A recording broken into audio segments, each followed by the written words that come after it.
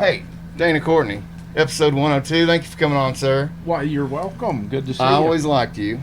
Well, I always Growing up, I always thought you were a funny son of a bitch, and it's a shame that it's taken so long to reconnect. But thank you for coming on. Oh, well, thanks for asking me. We've just been talking some shit, trying to get all the electrical gear to work, and we got it. We're good. We're rolling. We're rolling.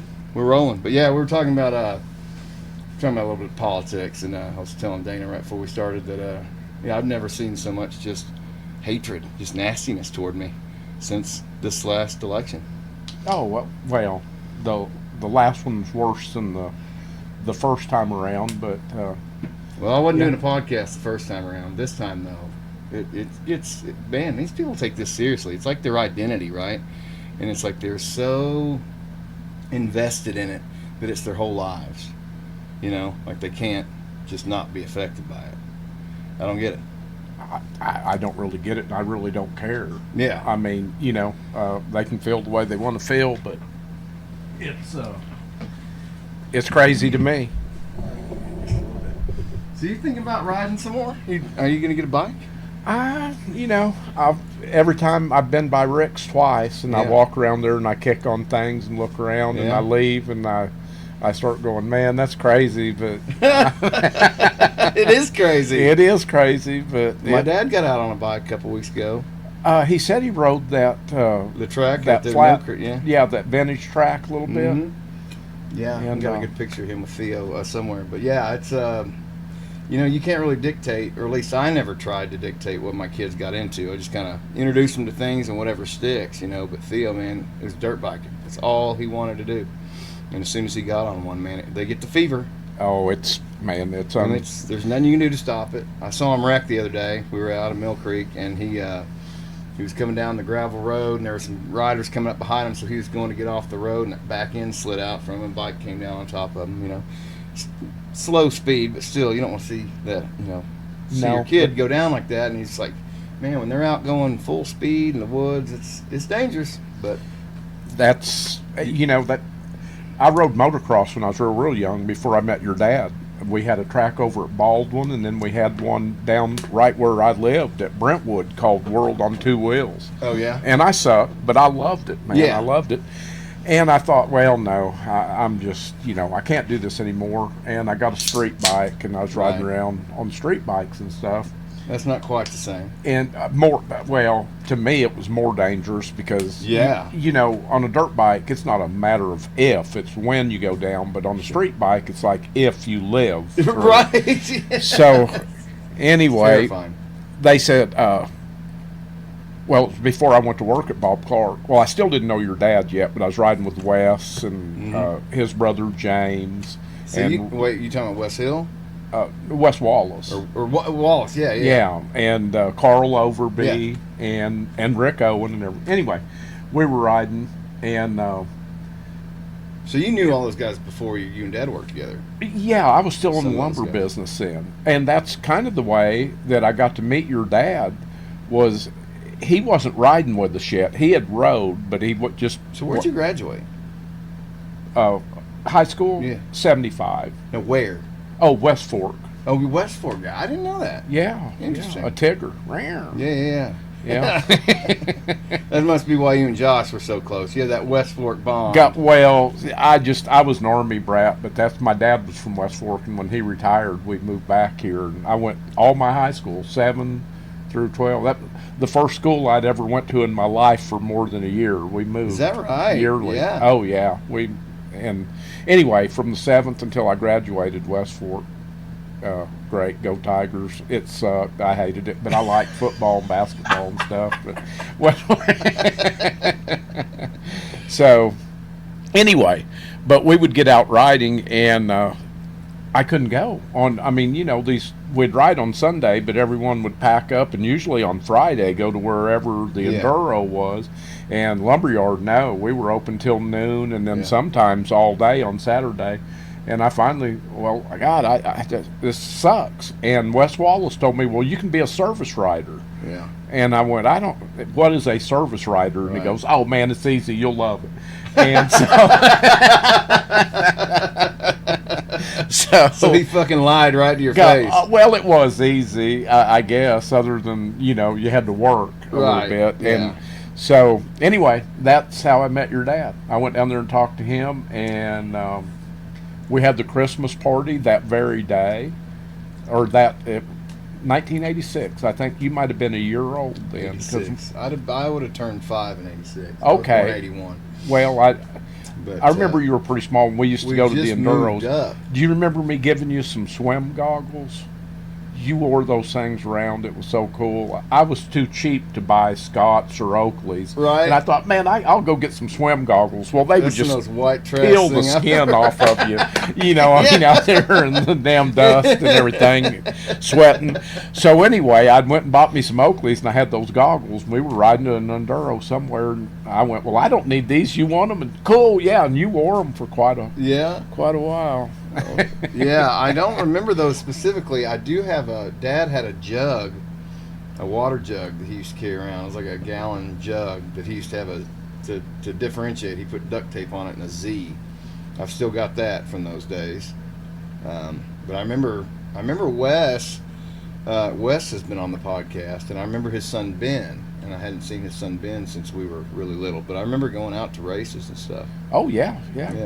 But it never, like I was saying, I don't know if it had anything to do with Dad's wreck and all that shit, or if I just don't have the adrenaline junkie thing. Because I like riding, I just like being on four wheels. You know, when it starts getting that fast and that furious on two wheels, man, I'm fucking out. I don't like roller coasters. I don't like living on that kind of edge. Well, then it's just not for you. You know, it's not. But I understand that passion. It's funny you'd say a four-wheeler, because when I got married the last time, Tricia was in Batesville then. She was getting ready to go to school at Arkansas College, and so I went over there, and I had my bike in the back of my pickup. And what's this? And we had been married once before. Right. And I said, that's my dirt bike. That's my baby right there. Well, we're not going to have that. And I sold it to James Wallace. And so I didn't have a bike. Well, we get divorced after about 5 years. And I come back up here one weekend. I was down in Hot Springs then working at Trimble Motors. And David Ogden and my brother, man, you need to get a four-wheeler. You need to get a four-wheeler. I got wasted. And anyway, end up at Bill Eddy's drunk. And I buy a 300 Bayou. And it starts raining, and we don't want to ride. No, it's you assholes, you're going to ride. I mean, I just spent $3,000 on this thing, which was a lot back then. Which was what year?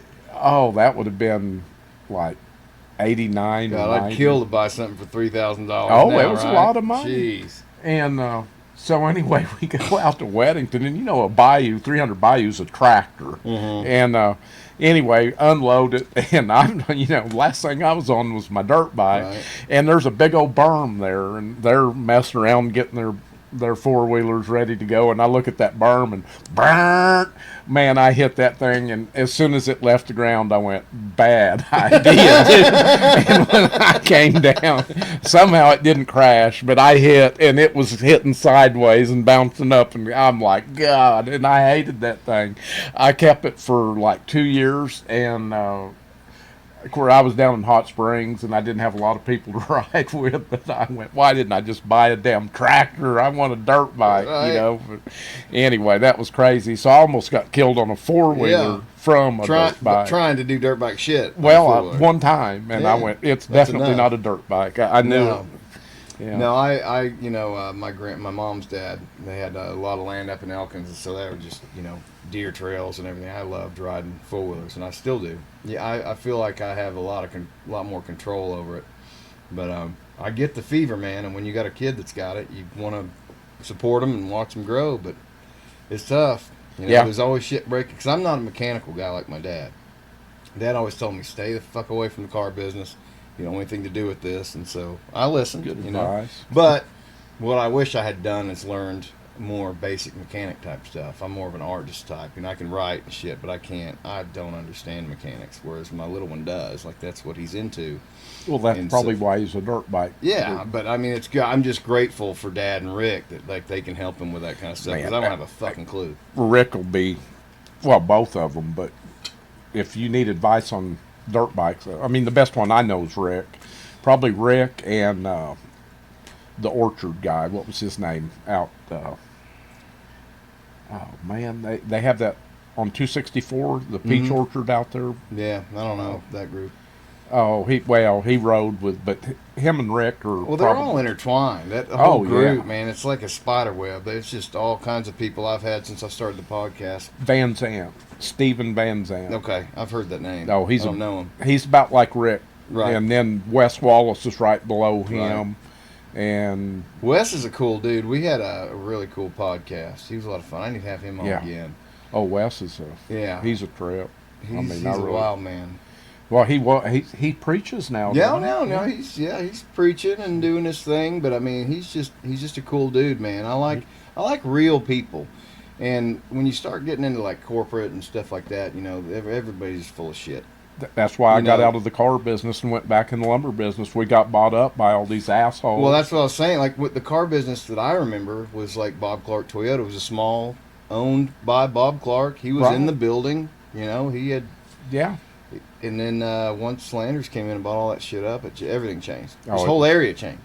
You know, when I left, well, that's when Tricia and I got married. I went to Batesville and I worked, was service manager at a Ford dealership down there, private owned.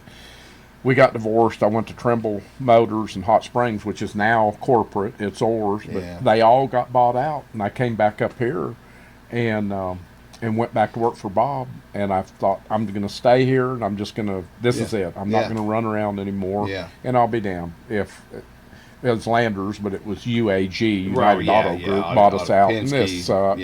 So I left and went to Honda, went back to work for Don Nelms, who's the first guy I ever worked for. Yeah. 6 months later, boom, auto part. Yep. And it all happened within a few years. I mean, it went from good, just hometown thing to this corporate bullshit. Well, that was when I had a beef, man. I went around to everybody and went to the owner, and it's like we would talk, and whatever he says is the way it's going to go. So I knew where I was at, you know. But then the lumber business did the same thing. They're all bought out. Yeah, it's all corporatized now. Mix and Rideout are owned by the same company now. Is that right? This Encore that I work for, which used to be National, got bought out by the biggest national chain in, I guess, the world. And so they've done the same thing. So the rich get richer, and we just keep getting fucked. Well, and I don't mind. I'm capitalist. I mean, people making money is fine, but I don't need 15. Do we cuss on podcast? Oh, yeah. Okay, That's 15 fucking people telling me how to do my job that have no idea what my job is. That is the problem. They just don't have a clue, but they have to be relevant. I get it. Hey, I got to do something to keep my job, and go back into wherever, whoever sent you down, and get on your knees and take care of them and leave me alone, dude. Exactly. I know it. Yeah, it is. It seems like there's just so much bureaucracy and middle management, and not enough people to actually do the job. Just people, too many cooks in the kitchen. The beast creates itself. I mean, it's like there's just too many people working there. Everybody wants to keep a job, so they have to do something, and it all kind of like government takes. It's exactly 15 people to change a light bulb, and only one of them knows how to screw it in the faucet. Yeah. Well, I just remember Dad, really being upset about, like the upsells and trying to sell stuff to the customer that they didn't necessarily need or want or afford, and that's a tough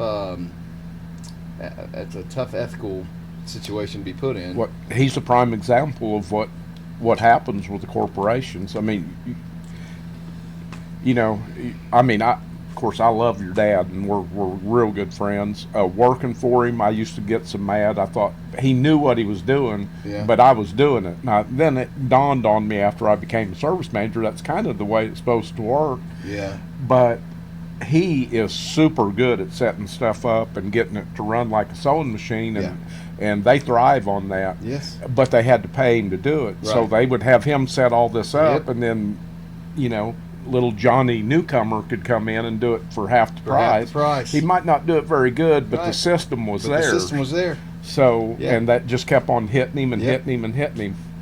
So. Yep.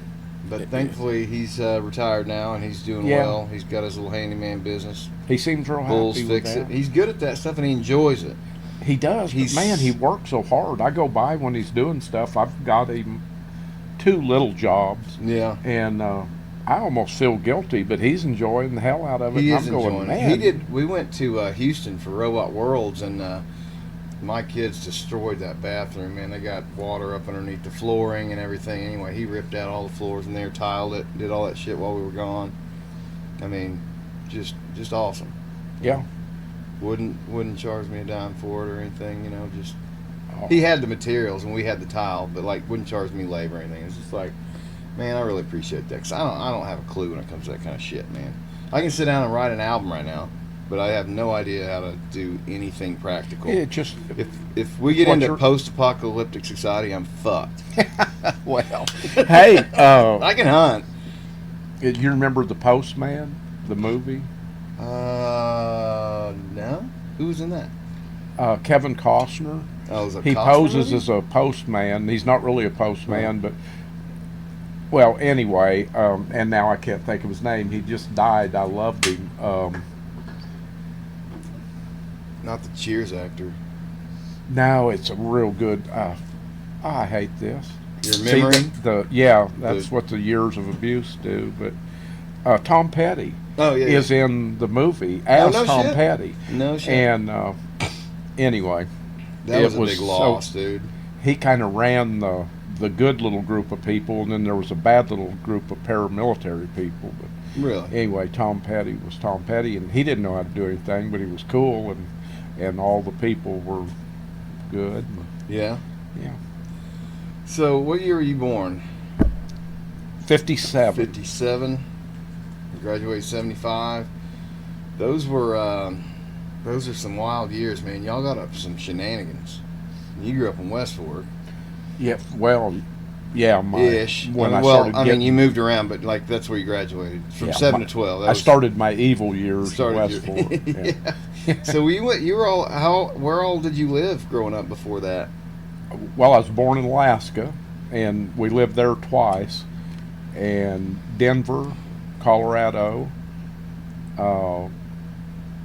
Little Rock, Arkansas, a little place was actually West Memphis, Arkansas, but we lived in Hughes, and that was our permanent places. But then just a lot of bases. My dad he did a lot of overseas stuff.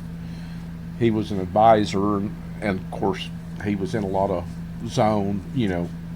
war zone stuff. Yeah. And we would stay with my grandma and grandpa here, which is down by West Fork. Okay. Out in the woods by Devil's Den.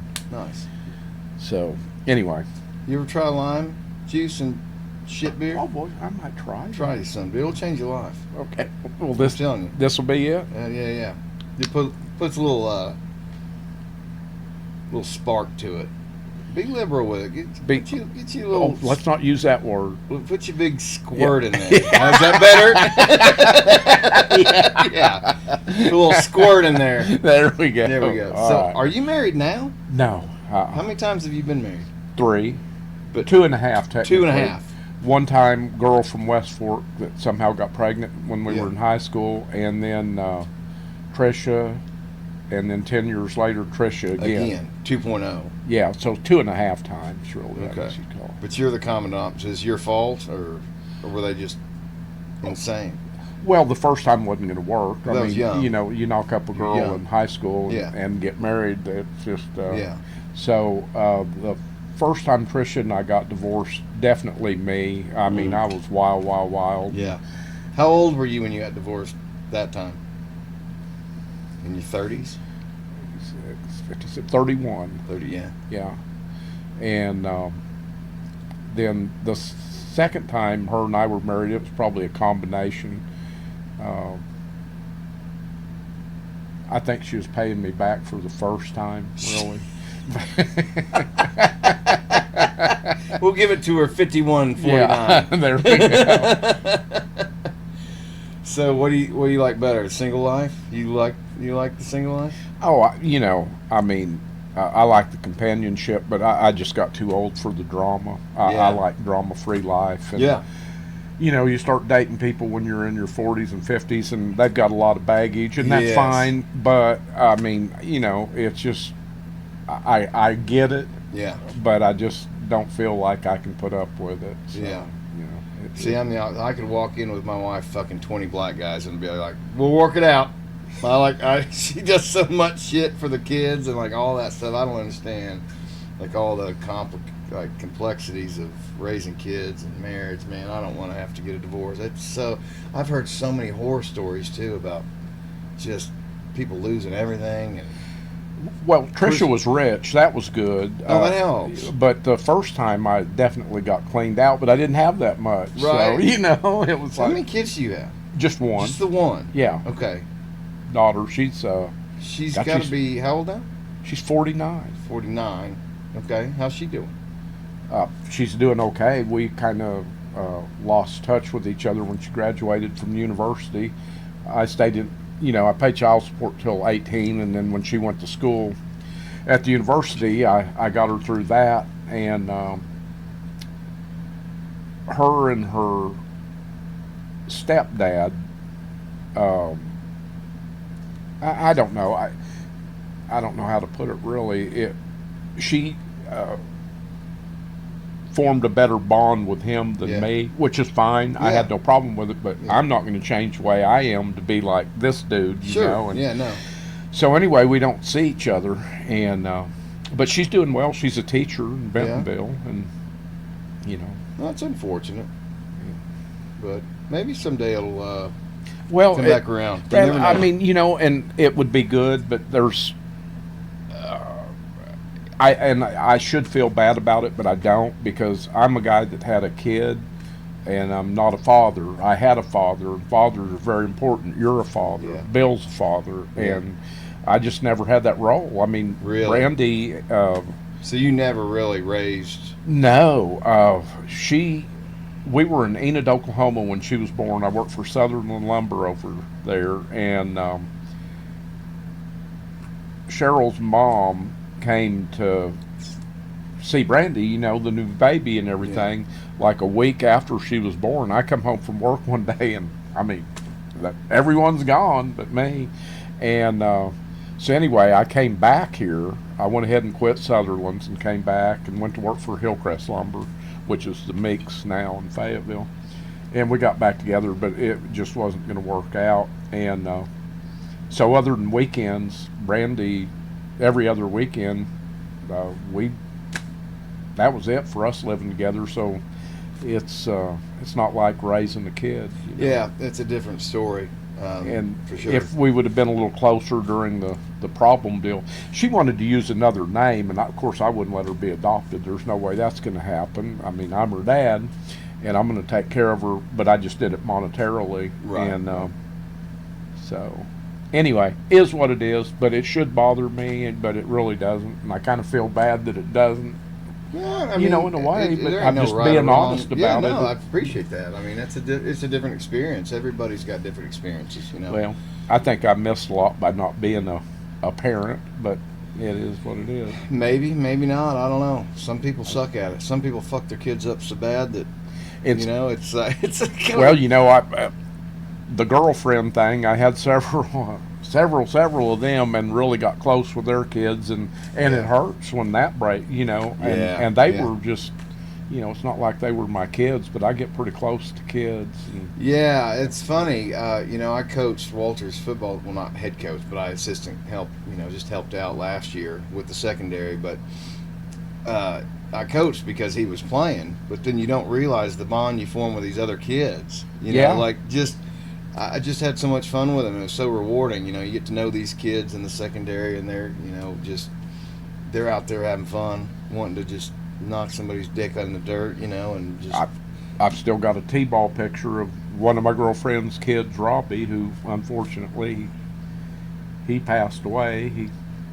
But anyway, I've got a picture of our little baseball team, and I mean, I loved it. I loved every kid on that team. Yeah, and, it's special. And they were a good bunch. So, what do you do with your time now when you're tired? What do you? I take care of my dad's place. That's over there by. I love that area over there. We lived up the hill there, and that to me, because when I was born, they moved us to Florida immediately. and I was down there, and then we came home, came back, and then we lived at this little old brown house on Hunter, which is where we were In living when Dad Farmington. broke his arm. Yeah. Yeah, that's where you guys lived when I met you.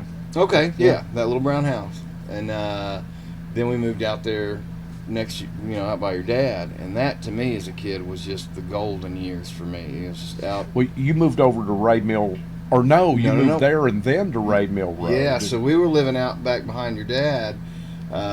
We lived there for 2 or 3 years, and that was just awesome. I had a four-wheeler out there, bike, out in the country. It was just a different kind of living, man. And I've always, and then Chelsea was so sick when she was born. She was born in '88, and I think by '90 we probably left to move on to Ray's Mill.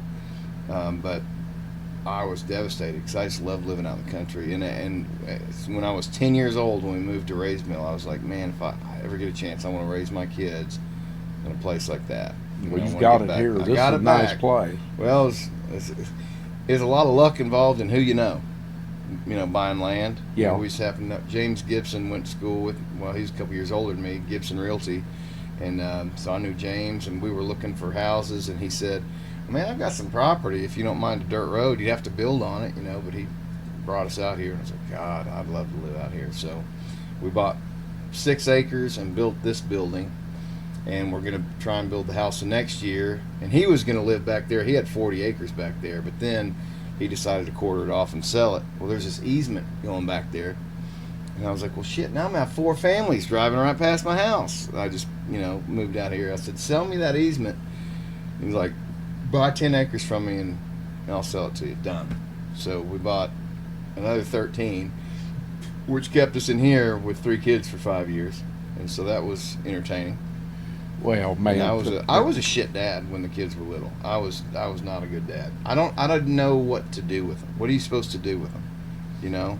Like mothers are very nurturing. You know what I mean? Like No, I know. they love to just baby talk them and read them books and that stuff. Once they get about 5 is when. Once they start getting that little glint in their eye, Well, that's when I start trying that's to where I corrupt slipped them. into to the divorced families. And, okay, they're big enough. I can handle this. Yeah, I can corrupt this child. No, I was not good when they were little. But yeah, once they started getting older. But then it kind of gets reversed with boys, because then boys start gravitating toward their dad more. Like my oldest one, he's a big nerd. I'm a nerd.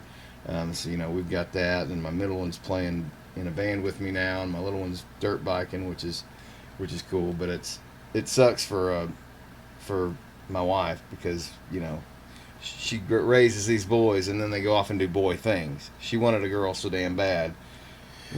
Well, is it too late? Oh, I got snipped. If she gets pregnant now, we got a problem.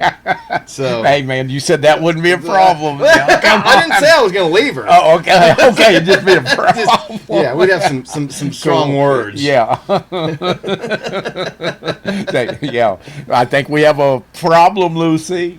I think we have no, but I told her, I said I'd be willing to adopt, and she's like, at this point, fuck it, But then her sister, who also had 3 boys, they went for number 4 and got a girl, so that didn't help anything, So Yeah. I'm like, I can probably get one on the black market. There's probably like an illegal alien around that I could human traffic, or can you They're a say little that? harder to keep Jokes, right now. people. But, Yeah.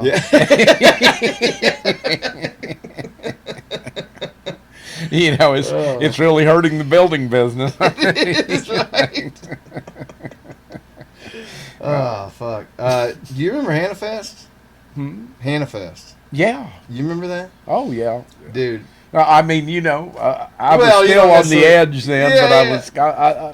it's not that cloudy. That really inspired. Are you going to come to Durham Fest this year? I think I will. I Yeah. hope you will. Out of Mill Creek? Well, I'm going to go a little bit early, and I'm going to ride one of Rick's bikes around that vintage really? track a little bit. Good. And, We're going to be out there all day Friday, Saturday. I mean, if you are you going to camp there? Yeah, we're going to stay Saturday night for sure. I've got an old Tahoe. I might drive it out there, and then just so I could crash out in the back of it and just try to. But I got that whole idea from Hannah. When he started doing that, I was like, who does this shit? Just have a party with a band out in the woods or out in the country. I look forward to that every year. It was one of my highlights of my year. And then kind of fizzled out. And I was like, one of these days I'm going to do it. And so we moved out here. It was a great place to do it. And we've been out here for, let's see, 2023. We've been out here 9 years, and my middle son said, when are you going to do Durham Fest? I was like, I don't know. We'll do it one of these years. And he goes, no, you won't. He goes, do it this year or you're never going to do it at all. He said those words. And he's, at that time, he was 10. And I was like, all right, motherfucker. I'm going to send a message to the guys right now and see if they want to do a festival out here. I guarantee you they're not going to have time. So I sent them all a message, and within 5 minutes, yes, yes, yes. I was like, fuck, we got to do this now. So we did it in 23 here. And you did. You started it here. we started it here in 23. My anxiety could not handle it. My kids, I don't want people. I didn't want people in the house going in my kids' room. They got live grenades and bazookas in there and whatnot. Jokes, people. God, you can't fucking say anything. Well, I was like, yeah, you too? Yeah, well, maybe they're jokes. But I just, it's a liability thing. Because, somebody gets hurt on the trampoline or something, you're responsible for that shit. And I just wanted to worry about playing the show, not worrying about it. And then my drummer said the next year he'd host it, and that went great. That was phenomenal. They did a really good job. And they had actually a much better place. They've got a deep back porch that's pretty tall up over the ground back there, and it was great. But then this year, our drummer's got a part electric heart, and he had one of the leads go out of it. So he was thinking he might have to cancel the show. Well, my middle one's been drumming with me for a year in our own thing, and so we were just going to let him play the show, so we didn't have to cancel it. There's a lot of people involved in something like that. But then it turned out the drummer's going to be able to play the show, we had to find another venue. So Rick offered up Mill Creek, and I was like, holy shit, that'd be awesome. He had to get some electrical shit. He's working on the electrical right now, but what a great dude, man. He's letting us host it out there, and it's a great place. I've not, I've been out there when Rick owned the land. We used to, you'd cross that creek, go out Mill Creek and turn to the left and go down across the creek, and we called it the Widowmaker. There was a big hill back there, and we would unload on the other side of the creek. Well, Rick owned some land on the left side of that, and I'm sure that's where it is now. Yeah. But he hadn't developed it or anything like that. So you haven't been out there in a while? No, I'm not to his place. Right. I used to go out there every now and then. The Widowmaker's no longer. I don't think you could even get up it anymore. Right. It's just all eroded. And, But I used to go out there and check it out because I enjoyed it out there so much. Oh, it's great. It's funny how things work out because, growing up, I didn't see Rick that often. Maybe at weddings or something, big events or something. But he came out to Durham Fest 1 and kind of got reconnected. And then my son got into dirt bikes, and so we started going out there. And now. Yeah, it's now we're playing out there. So that's funny you saying about the adrenaline. I decided that was. Well, you remember Rita. That was about the second to the last girlfriend I had. Y'all never got married? No. But I remember her the most when I knew you. Yeah. That's who you were with. I think we were together like 7, 8 years. Yeah, you're together a good stretch. Way too long. But anyway. Way too long. When we were together, I decided, well, I don't have a dirt bike. I don't have this or that. But I had the wild hair to do something crazy. So I decided I'm going to skydive. And I went over to the skydive ranch at Siloam, and I made like 3 jumps, but my knees can't take it. I've got my knees. I got operated on way back when, and they're okay. Is it just sucking so much dick, or like how do you? No, it was. I was on my face getting ramp. No, I was born with. I didn't know this until I got them operated on, but fissures in my cartilage, and cartilage is one piece, but mine was like 2 pieces that had grown together, and those fissures get irritated and then they tear. Really? So I had a lot of problem with them when I was in high school playing ball. Yeah. That's how I got on pain pills before I became a coke addict. And anyway, on this one knee, well, I finally blew this one out. Anyway, I got them both operated on the same time. The skydiving at the same deal, time? You got them both done at the same time? Yeah, because I'm cheap and I saved money that way. But here's the problem, though. You still got to take a dump, and I didn't think about that. And when neither knee works, it's kind of hard to get landed on the throne. It's kind of hard to do anything. I would have staggered that out a little bit, but yeah, hey, at least better. you got it all over with at once. Tearing up the equipment. And have they done well for you? Oh yeah, I mean that's been a long time ago, and I outlived the doctor. It was Dr. Arnold. He got killed in a plane crash, and he said, "Oh, they'll be good for about 15 years," and that's been, golly, I don't know how, 35 years ago. But the skydiving instructor's one. The first time I jumped, he goes, "Man," he said, "biggest rush you've ever had, isn't it?" And I went, "No, honestly, man. I mean, it was great, believe me, but riding a dirt bike." Yeah. And he was like, "A dirt bike?" And I said, "Yeah." I said, I mean, you got your main chute. If it goes bad, you cut and deploy your secondary, and I mean, you got a lot of chances. I said, when you're dodging trees at 45 out in the woods, I said, you only got one chance. Yeah, yeah, it's crazy, and it'll get your heart pumping. I just don't understand it. I mean, I do and I don't. Like, I understand that the obsession, because I've got mine. I just don't understand like that level of risk taking. I just can't. Yeah, it's just a different deal. And a guy like Rick, to do something like that. I know his life. He seems like one of Jesus's apostles or something. You know what I mean? Rick is I mean, we're back on the bike thing, but we would go riding, and most of the real cool places you ride were down in these valleys and stuff. And there's always a creek. Yeah. And I mean, Rick was so much better. I mean, than anybody, and he doesn't even sweat. But no. Here you wouldn't see Rick. He'd be gone, and all of a sudden you'd pull up somewhere, and he doesn't even have his boots on. He doesn't have a shirt on. He's not sweating. He's got his feet in the water, and Rick's just zoning out there, and the rest of us are just falling off the bikes. We got mud and crap all over us. Of course, he was never in the dust because he was always in the lead, but. And we're like, run, doing all this redneck shit, and Rick's just like, I mean, he's like a guru. He is. Yeah. And the way he talks is very measured and slow. I know. It's like, I always tell people it's not a matter of if, it's a matter of when. I think Rick's heart beats once a day. He'll live forever, man. He is so laid back. Oh, me too. But it's just unreal. I'm so wound, and he is just like, and how can a guy be that fast and be so laid back? I don't get it. It's just.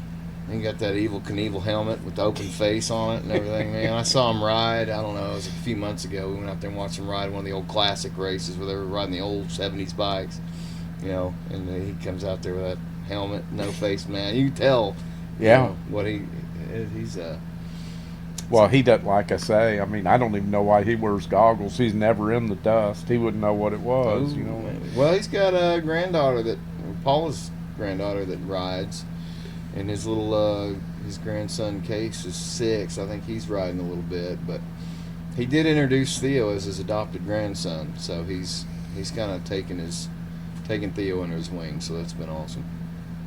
That is pretty good. It ain't bad. Help yourself. I got plenty of that shit. I can't drink it without. Well, I'll drink anything, but Well, I mean, I prefer to have my lime with it now. If you're gonna drink cheap fucking beer, you might as well spruce it up with a little lime, dang it. Really, I mean, I drank Miller High Life and this is probably since the 2nd grade, but not full time until the heart attack. And then they said, well, you really shouldn't drink any beer, but if you're gonna have light beer once every 2 days. And I did Bud Light and I drank Bud Light in restaurants when they didn't have Miller High Life, and it's okay. Yeah. But then Bud Light went woke on me, and I went, well, screw that. So now Miller Lite. Miller. Well, they course corrected.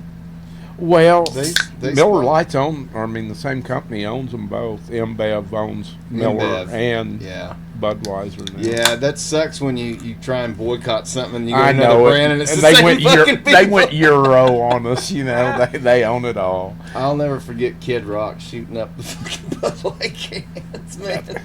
But Bud Light did course correct. They put their money into the UFC, which is one of the most... Well, I know, but that's kind of like... all the CNN people now are, oh man, if we would have only known, it's like a little bit too late, folks. I mean, the only reason you're doing it is because we boycotted your ass. And I get that too. And I don't like boycotting really, but that was a good reason to boycott. When the beer people say, we're not really into you sophomoric damn redneck wannabes. Well, they called us they frat boys and redneck. They insulted the people that buy their beer. People that buy their product. That was. I doubt the little guy with the dress on was a big beer drinker. Dylan Mulvaney. Yeah. Now he may be. I don't know. Maybe he's. I guarantee but not. No, I think he's more into probably spritzers. Something a little more fruity. Right? Yeah. Oh, there you go. Yeah. No, I never did care for Bud Light. I just, for me, it's more of a comfort thing. Like I'm a wound up. I'm a very anxious person. And as soon as I can get a beer in me, man, I can just kind of relax and chill. And it's just, so when did you have your heart attack? What year was that? 2019, January of 19. Shit, man. And everything's been cool since? Yeah. What do they say to that? There's like, what did they have to do? I had a couple of stents put in some arteries in my heart. Yeah. Well, basically, they told me not to do anything that I'd been doing for the last, what had been 61 years. Right. I went, oh, okay, and I didn't eat right, and might have dabbled into drugs a bit much and drinking and all that, and so anyway, it did cut me off of the hard stuff to Miller Lite. But you're still hanging cool with the beers. Yeah, I mean, I did it for a while. Yeah. And I really felt great, man. I mean, I lost a lot of weight and I had a lot of energy, but I was a prick. I mean, I was still working and everyone, man, what happened to him, And so I was not channeling my energy well. No. And so I went ahead and went, now I'm back with you guys. And, my wife used to nag at me to quit dipping for a while until I actually gave it a good hard go, and she was like, "Don't ever fucking quit that shit again." Oh, it's half of the guys. Monster asshole when you don't have tobacco. I had several people that worked for me in the lumber deal, and they were all, you need to put on a better vibe. I mean, about being a boss and this and that. Well. And, I thought, hell, guys, don't look a gift horse in the mouth. Of course, what I would do is I was too easygoing, and then I'd get pissed off. Right. And that was when I was a good guy, and they'd go, oh, That's kind of how I am as a dad. I let shit go until I get pissed off, and then I fucking lose my shit. Well, right before you got here. I was on the phone with one of my kids just reaming them out. Well, I was kind of there, and then I quit drinking, and I was there all the time. I'd even get on people like, when's the last time you bought a new pair of shoes? I couldn't find anything else to bitch about, and I couldn't even stand me. I was like, no, I think maybe we better get back to the old way and see if we can live with that. It's one of those things. It might kill me, but I'd rather go out that way than without it. Hey man, I'm like I said, I was a prick and I wasn't happy. And I thought, I'll probably live longer this way, but I don't really know if that's a good thing, the best deal. You're one of the funniest and most just naturally, I don't know what's the word, just positive people. I've never, you always have a joke, you always have a laugh. Is that who you really are? Or do you have moments where you are? Do you ever deal with depression or anything like that? Or are you I don't always think pretty I've ever upbeat? been real depressed. Yeah. We talked about that before the camera came on. Yeah. About I have too much. It's not nostalgia. What was the word? Yeah, sentimentality. Yeah. Yeah. And that bothers me sometimes. Yeah. I mean, I dwell on things that really are not there anymore. Yeah, I'm the same way. Well, how long had your dad? When did he buy that place? Oh golly, man! It was. I was in Hot Springs. I worked for Trimble Motors back then. No, I was probably still in Batesville. He probably bought that in like 88, 87, 88. Okay. and I've had it since. About the time we moved out there then. Around then. Because we moved out there, I think, in 87. I guess you remember him. He would shoot at groundhogs down on the creek Yes. with his M1 carbine. Yeah. And Bill would, now, is he safe? And I went, oh, I'll guarantee you, you're not going to get hit by him. He No. knows about that. But I said, it is crazy, isn't it? He goes, yeah. Well, do you remember how many times there's that down drag going around that corner past his house, and how many cars went through those fucking fences? That poor guy Yeah. who owned that land there, having to fix that fence all the time. And the damn That mailbox. wasn't that Al's mom and dad's place that had. Was that went along, because Al's mom and dad were right at the corner, and then you went around, and there was that big field, and that's where a lot of people. Oh, come through. okay. I don't know if Yeah. they own that down there. They might have. I think they did at one time, but they had sold They it. sold it. The people that live right past where you guys lived, up on the hill, I Yeah. think they ended up owning I that got field. you. Well, But, yeah, there was. I may have been one of those. You know, I used to visit Dad quite a bit. fuck, I passed it. Yeah. And yeah, I'd be a race car driver, but I just can't go left, so Right. right off the curb. Right. You know, yeah. No, I loved it out there, man, and it was a cool place to grow up. There's just something, I don't know, I feel like in a subdivision. We lived in a subdivision for a short amount of time, and I just felt claustrophobic all the time. Just people all around. You know, One of the newer stuff, like. well, it's behind Harps over here on Weddington. We used to live back in that for a little Oh bit. yeah, before that's we the moved ones out I'm here. talking about. Yeah, you're Yeah. within. You can scratch the house Yeah, next to you. and I hated that, man. It's. I've lived where I'm at in Fayetteville long enough, and it's pretty quiet. It's the old Sequoia Woods edition. It's the last that's nice. street at the back. Nice. You've been there. It's been a long time It's ago. been a but long time. I You had a still few- the same place? Yeah. Yeah, how long have you been there? I had office space parties there when Rita and I were together. We'd Yeah. get office space, Yeah. and you guys would come Yeah, over. And yeah, we'd- I remember that. It's been a Yeah. long time. But anyway, it's okay. But it's like being over at Dad's place. I feel so. I'm either there or at the farm. We've got a farm out at West Fork. My brother and I own half each of my old grandma and grandpa's place. Really? And so I'm out there a lot. But at Dad's, you know, I mean, there's, you know, it's his house and Yeah. the shop. I do a lot of work in the shop. Yeah. So I'm there a lot, but I'm just so comfortable there to where at my house, I'm all right when I'm in the house. But if I go out in the yard, I'm just not as comfortable. And I'm not a real big neighbor guy. Right. And people, you know, I mean, I'll talk to them and stuff, Right. but it's kind of like, well, Yeah. I'm glad you talked to me. Bye. You Right, know, yeah. off you go. But I'm not that way out at his place. I'm pretty laid back. So I don't like stay having- there. But I like having neighbors I can count on that I don't have to deal with. You know, and that's what it's like Well- out here. Everybody takes care of But each these other. are different people. Yeah, City sure. people, believe me, it's all, and it's not their fault, but they No. just, But man, if you- everything's a catastrophe to city people. Oh, my Jesus. God, what's wrong? And my cat's in a tree, and they got claws. You know, Yeah. they can go, but yeah, and I'll go and do that. Well, when you kind of think stuff. about it, and I don't know the exact numbers, but you know, somebody asked me recently, you know, the Farmington population, you know, how much it had grown, and I didn't know. When I lived across from the Farmington population sign, we lived there for 10 years on Rays Mill Road. You remember that house? Yeah, And population was like 2,800 in Farmington, and it's 10,000 now. So, you talk about that big of an increase just in Farmington, and you apply that to the rest of Northwest Arkansas. Only a third of the people living in Northwest Arkansas are from here, probably now. I'd say that's being generous. Do you really? I do.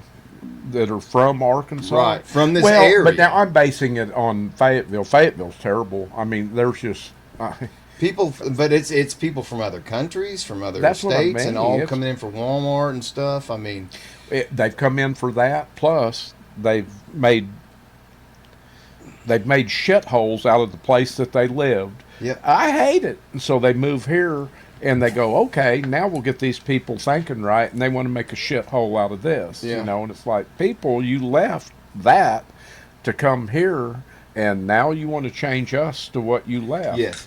And that's Well, that's one of the reasons I started the podcast was, you know, I don't know if you knew Dad's dad very well. not real well, but I knew him. He was an asshole. But Well, he was my odd. grandpa. He was a fucking. He was just He was odd turn. He was on a different track. But when my grandma died in 2014, her and I, she was one of the closest human beings I ever had to me. I mean, she turned me on to all the great things I loved. I think she liked raising boys, and I was the only grandson, and she was into reptiles. I mean, she was got a herpetology degree, for God's sake.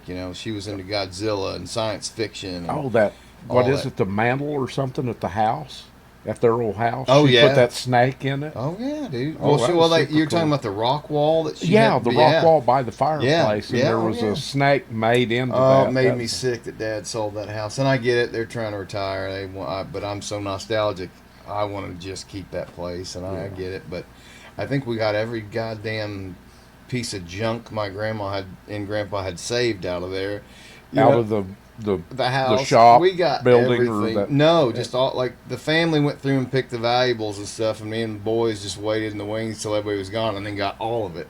We realized. Well, when your dad was Just- working on that, I went out there a couple of times. Did you? And I went back. There was that barn. I call it the shed, but the barn behind it, and it was just stacked full of stuff. Oh that- God! I It hope took you Dad went through that. 2 fucking years to get that place ready to sell. Yeah. 2 years, and that was nuts. And of course, what happened to Grandpa was it was wild. But I saw him. So he was having urinary issues. He had scar tissue building up in his urethra. Couldn't piss, right? So he had a surgery, and then they had him on a catheter. Obviously not pleasant at 82 or whatever he was. And then it ended up growing back. He was going to have to do it again. But the day before he took his own life, I went out there, and there's this little diner in Prairie Grove. It's a little 50s diner. Males What is it? diner right there by the. Yeah, Yeah. Mel's Diner. It was his favorite fucking place, and it was a Tuesday. And I was working from home still. I think this was still like late stage COVID when we were still working from home. But anyway, he asked. I said, I'm gonna bring you lunch tomorrow. What do you want? And he asked for a Mel's burger, and I knew what he liked on it. Well, Mel's is closed on Tuesdays, so I was like, well, I'll just go over to Sonic and get the same thing. So I took it over to him, and I bring it to him. I said, Mel's is closed on Tuesdays, Gramps, but I got you a Sonic burger. And he just goes, and he took a couple bites off of it and put it in the fridge, and I'm pretty sure that's why he killed himself. Was that Sonic burger? I think I killed him. Oh man, was it that bad? That was what it did. Oh man, I didn't know he had killed us. I mean, I knew. You didn't know that? That. Yeah, it was me. It was the fucking Mel's burger, dude. I'm telling you. Dude, I mean, you got a mean streak in you. I held on to a lot of guilt for a long time about this. I That wouldn't fucking burger, beat dude. myself up over that. No, I'm joking. I'm joking. yeah.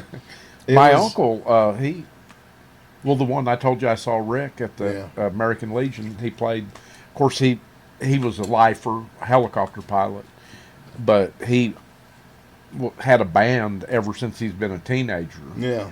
And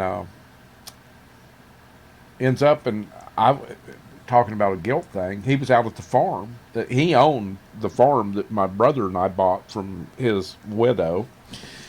And he had laryngitis, or we thought it was laryngitis, and I was making fun of him. And he'd been playing at some place down in Fort Smith. It was like on a Friday night, and he couldn't go back on Saturday because he'd lost his voice. So anyway, he was out at the farm. I'm like, ha ha, what he been doing, kissing these damn French gals and shit like this. If you got laryngitis, ends up it was friggin' throat cancer. Oh God. And I mean, that was his life, was singing and playing guitar. Right. Instead of going through all that, he Yeah. popped himself. Yeah, it's somebody who struggles with depression. I've been in that mindset before, but you got to have something to pull you out of it. But I can't imagine, man. That's why they make drugs. Yeah, But shit. but then look at me. I do the drugs and my heart's gonna quit. So I'm Right. really, what do you do? I really, I know. What do you I- Well, painkillers, that they wanted everybody on the fucking things at one point so they could make all their money. the best president we've ever had. Remember that?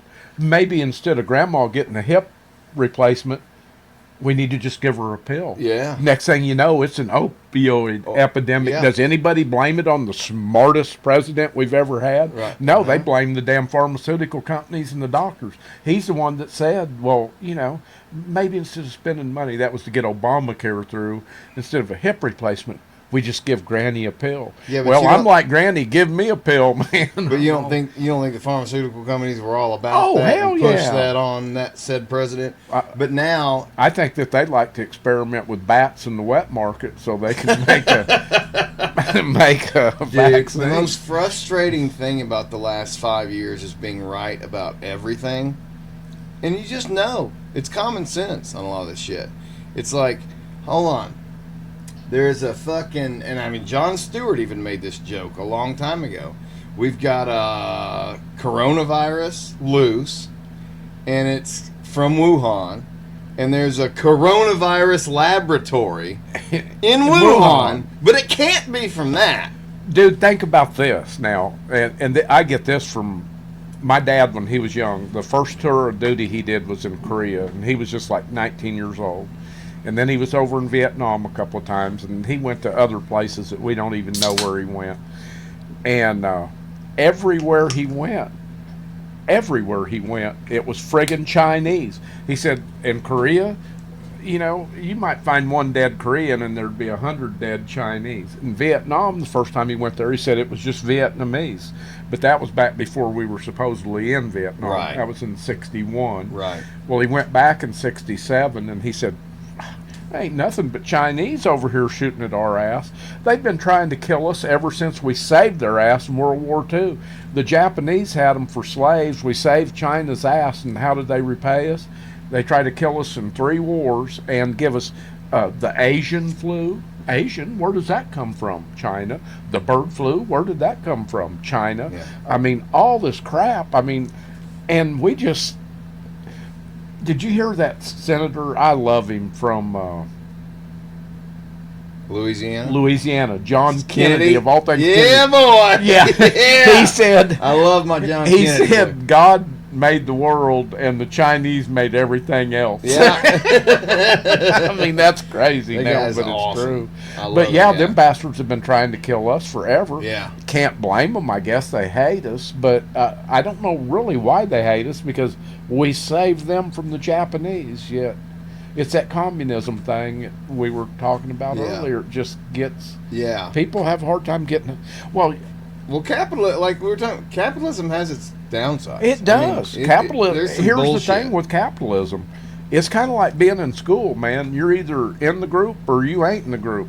That's the people that are not in the group are pissed off, and they're trying to take revenge on everybody else. And hey, it's just, but that's nature. It's the way nature works. It is. If you're a Survival little of the bird fittest. and you've got a weird leg, your little brother's going to peck your damn eyes out and scold you. That's just it. But it is what it is. It is what it is. But the commies are kind of like those little, they're the little people that got put in the locker and they're pissed off about it. Hey, I understand, but screw you. You should have been a little tougher. Did your dad tell you any like a lot of stories about that shit, or was he pretty closed off about it? He was for real. They don't talk about that. Yeah. The ones that you see at the parades wearing field jackets with American flags on them and ponytails. No, it was so rough, and most of them, I'm older than them, so if they were in Vietnam, they were there on vacation or something. 'Cause, hell, the year I graduated was when the Vietnam War officially ended, 75. Well, no, those guys don't talk about that. Yeah, I didn't think so. I mean, if they get together, and most all of them are alcoholics, Sure. and if you would get around them and listen, they would talk about it among themselves, but they don't. Were you close with your dad? Oh, man, I love my dad. My dad I couldn't ask for a better dad. Yeah, you're talking about him very fondly. Yeah.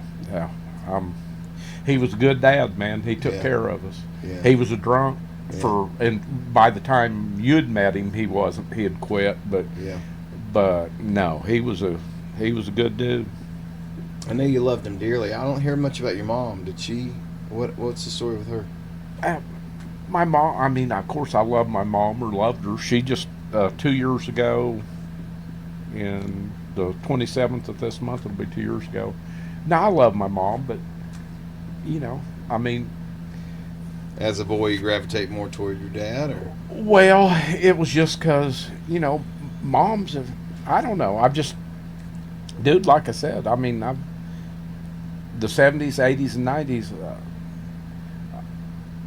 went through a lot of women and should have probably thought more about them, but it might be a lot because of the mom thing.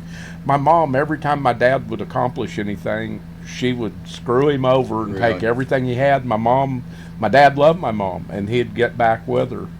And she did that to him all his life. yeah. And So did they get divorced and then just twice. Okay.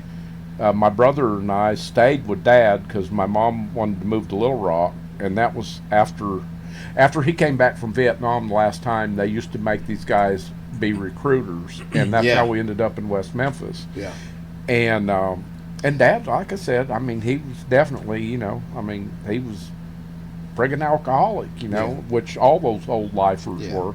It was tough on her, but she waited until we moved back up here and he bought a place, and she divorced him and took his place. And so, but she wanted to move to Little Rock, and my brother and I didn't want to, so we stayed with Dad, and we lived in a little trailer out at Grandma and Grandpa's. And of course, we'd see Mom. I mean, we love our mom, but not going to live in Little Rock. We'd already lived in Little Rock once and Yeah. didn't want to go back. And so anyway, we made this big plan, got them together, and they got back together. And so he bought the place down in Brentwood, and he and I built that house and got it built, and, you know, things were going pretty good and all. Damn, she just divorced his ass again, took everything he owned. No shit. And he started over. That's how he ended up over there by Really? your place with his Wow. new wife, Carolyn. And so anyway, I mean, I've definitely loved my mom, and she's a lot of fun. She's a great athlete, and she liked to have fun and stuff like that. But I'll always resent a little bit how Sure. you know, I can't help it because Yeah. my dad was a good dude, and Yeah. his only fault was he loved her too much, you know. And, But he always loved her. yeah, he always did. Towards the last time they got divorced, he would never say it, but you knew he did. So what were you saying?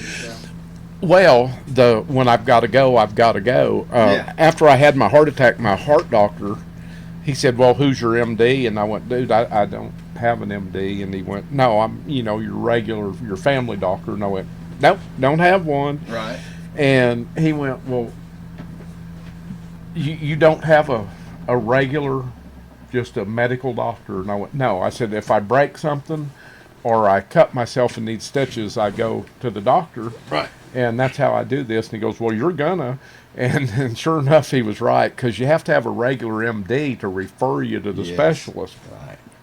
So anyway, I got my regular MD. The last time I saw him, and he was a good guy, I really liked him, but he ended up getting, I forget, it was liver cancer, I think. And last time I saw him, I go in and they did the blood test, and it's called PSA, and it's a check for your prostate. Right. And it was way high, apparently, for no reason. Never had any problem at all. Well, anyway, so I got referred to a urologist, and he checks it, and oh, yeah, and CAT scan and all this stuff, and we've got a growth in there, and it's, we're 99% sure what it is, but we need to do a biopsy and see Yeah. what type of cancer it is and all Yeah. this. Not a good thing, man, but yeah, let's do what we got to do. So he does the biopsy, and ever since then, oh, and by the way, it was not cancer. It was, there wasn't anything wrong, but to do this, they take you know what a core sample is? Huh. Well, it's like a needle. They do it when they perk test land and stuff. Oh, yeah. But it takes a core. Well, Yeah. it's a little bitty core, Yeah, and they just like a pin cushion your prostate, and they Yeah. pull this stuff out. And Yeah. ever since then, when I've got to go, I better go, or Yeah. it's going to be embarrassing. Yeah. And it's a slow process, and I was just like, God, man, and I didn't have Well, any shit, that's problem hitting with me already. I'm 43. I can't imagine. it. Well, is really? Have you Oh had it? man, I don't know if it's. I'm terrified of doctors and getting shit checked out. I remember when I used to be a young man, um, you know, teens, early 20s. I mean, I'd go fuck around with that's what you want to do is you want to fuck around with ladies, right? Oh, well, As many as possible. I was kind of into that. But Yeah. then, but then I'd always get paranoid that I had some STD. I like always because I was raw dogging. Man, Just sometimes like an it's not most paranoid. and so I'd just be in there just stressing at this free clinic surrounded by these meth heads, just trying to get it figured out. And I was like, man, I got to get away from this life. This is not healthy. I'll scrap the promiscuous women, but I'm going to keep the beer. The beer is non-negotiable. And that's kind of where I'm at now. But so the prostate's good. It's just enlarged or what? Yeah. I mean, but that's normal. Come to find, I mean, at my age, no cancer. But ever since they did the biopsy, it's like my stream is bad, and when I gotta go, I've gotta go. Yeah. And I still like to drink beer. Yeah. And that, I mean, man, and but is what it is. I think I love beer more than anything in my life. It's kind of sad to say, and I'm kind of half joking, but also it's like the thing I look forward to, because I've got such an anxious condition. Like I've always got anxiety about something. I just stress about everything. Have you ever eaten a lot of pain medicine? That helps. Fuck, dude. Well, we were talking about earlier. Like they just used to give it to everybody like candy. When I had the bad knees. Yeah, man, well, I had a bad back for years, and so up until I had my surgery in 2015, I had a disc replaced, and I was crippled for all of probably 2014. I was on a cane, could hardly walk. Like I had basically deteriorated to where I was. You had a disc removed, or yeah, so it was a football injury in '98, got knocked loose. But I'm in the peak physical condition of my life at that age. Got all kinds of muscle back there. I watch you. I had my moments. Yeah, but I was strong. I had strong muscles back there that kept everything in place. Once I got out of college and started sitting at a desk, man, I just started getting worse and worse and worse. So from '06, when I started at Company One, to 2014, it just got worse and worse and worse to where I could hardly walk. But going back to the painkiller thing, it went from like they just give it to anybody to where now they treat you like a criminal if you bring in a prescription for it. It's like, God damn, you can only get a 7-day supply of Tramadol, which is like the most mild thing you can possibly get, but it's almost like criminalized now. And it's like, you motherfuckers started this whole thing, and now you're don't feed the bear if you're going to take the honey away. Exactly. That's with my knees all the time until I had them operated on. I mean, I'm nonstop. I'd have 150 either Percocet or Percodan, which are actually now called hydrocodone. Yeah. But it's same crap. But I think I'd have 150, and it'd be like a 7-time refill on it. Yeah. And hell, I didn't even know that. I mean, I loved them. Yeah. But I quit drinking beer. No, they said when you work outside, you drink beer, but when you get up with us big dogs, you drink whiskey. And I'm, eating pain pills and chasing them with whiskey. But you said I was always a positive kind of guy. You should have seen me when they took my pain pills away. Ooh. It was like when I quit drinking. That's that's probably the worst withdrawal you can have is pain pills. It was really hard to get over. I had to get over them. Oh, you did too? Oh, yeah. Well, I was losing my doctor. Like it was one of those things where my doctor was not going to be there anymore. Well, you can do like an urbanite, and you just go and steal them from people and kill them. Take theirs out of their medicine cabinet. I gotta write this down. Get a notebook out here. It's like fucking what is that goddamn Rockstar game that everybody gets pissed off about? Fuck, I can't remember shit. Now that I'm old. The kids play Red Dead Redemption 2, which is the Old West.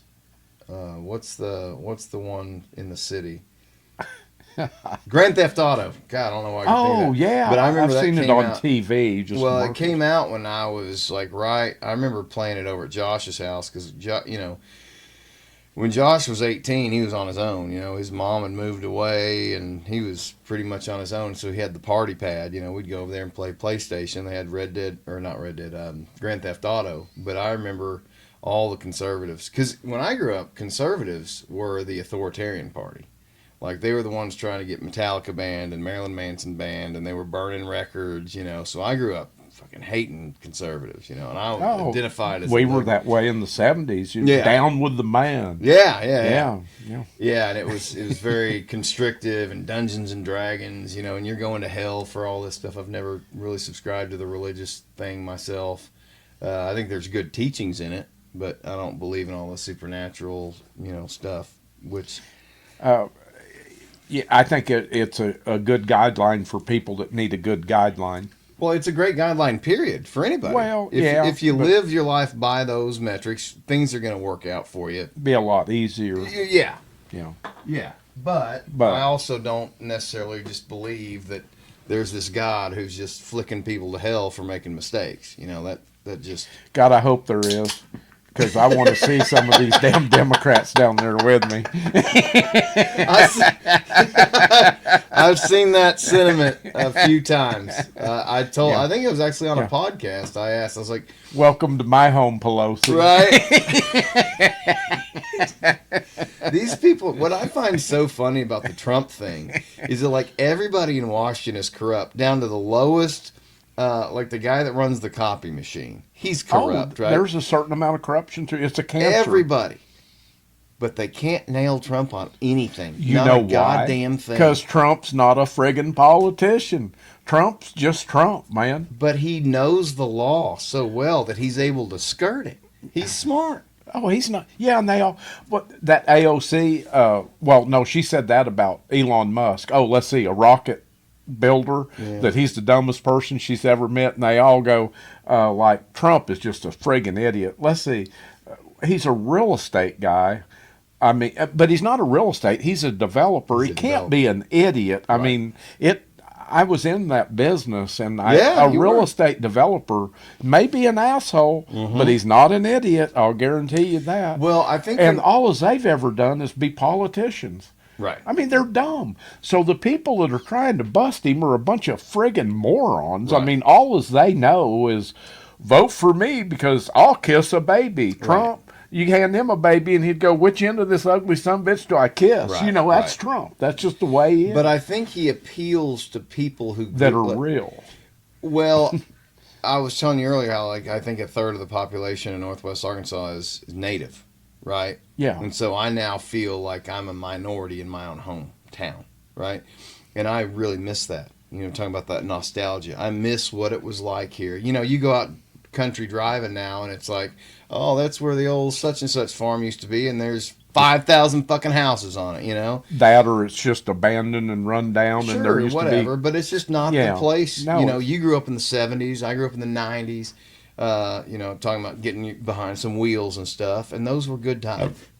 Good times, Dude, when I was in high school, we got off a week for deer season. Yeah. Now, the reason we went deer hunting was to go out and just get wasted. Get obliterated, But we would, of course, everyone drove to school because it was an old country school. Yeah. The Friday before the deer season started on Saturday, everybody would bring their guns and bring them into school. And this is what I'm hunting with. Into the cool. building? Oh, hell yeah. Oh, really? And that was nothing, Yeah. It was just like half the people that had pickups and shit, and they'd leave guns in their gun rack. I'm old enough to remember, so in 98 is when Columbine happened, the Columbine shooting.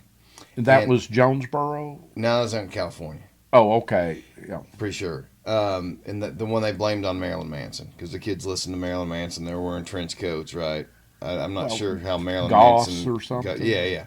But that's when they started banning firearms on campuses. But I'm old enough to remember, every pickup truck had gun rack in the back with the guns in the back, and the car was unlocked. Yeah, had an Easy Rider gun rack that holds not one, but two of your favorite weapons. Yeah, you got it. Nice. Clip that shit out right there. Oh, we look frozen up there. I hope this is still going. It probably is. It's hard to say. Sometimes, yeah. It's just lagging. It's all good. But that's funny. But what the fuck were we talking about? About the... I had some... Oh, would you fuck AOC? Guns at school. And... What? Would you fuck AOC? Oh yeah, I'd definitely fuck her. So you got nothing against liberals when it comes to fucking them. I try not to use any type of Limiting a factor. filter on stuff I'd like to. I pretty much just go with looks on Because that. she's kind of low key hot. Yeah, I think. no, she's hot enough to fuck. For Oh, sure, absolutely. You know. Twice. I mean, and if I'm drunk enough and on pain pills, an ugly's not that terrible. But I usually tried to get the shinier ones, and she's pretty shiny. But I think when I was done, if I could find a place to just put her, then Yeah. that would be all right. Well, the thing to me about Trump, I think Trump would fuck her. We're good. Might have already have. I would doubt it. Yeah. The thing to me is, you get all your misinformation and disinformation aside. It really comes down to me, to a matter of philosophy. Do you like a strong, shit talking guy, or do you not? And I do. I do. I think that is who needs to be in charge. And I mean, even as a parent, you can't just be the nice guy all the time. You've got to fucking have. That's what we said, and I'm bad about it, and you said you are too. I try to be that nice guy to a point, and then I go crazy. Right. Better to be a guy like him that's even-handed. You know what you're going to get. Yeah. I wouldn't want to work for him. I've often said, he doesn't drink, he doesn't smoke. I doubt he's ever done a drug in his life. Hell, I wouldn't want to go party with the dude, but I'd hire him to run my country. Now, Well, Bill Clinton, I'd probably go party with him every day and have a lot of do fun. some but lines I with- wouldn't let that son of a bitch run a. Yeah. Anyway, that's Clinton just.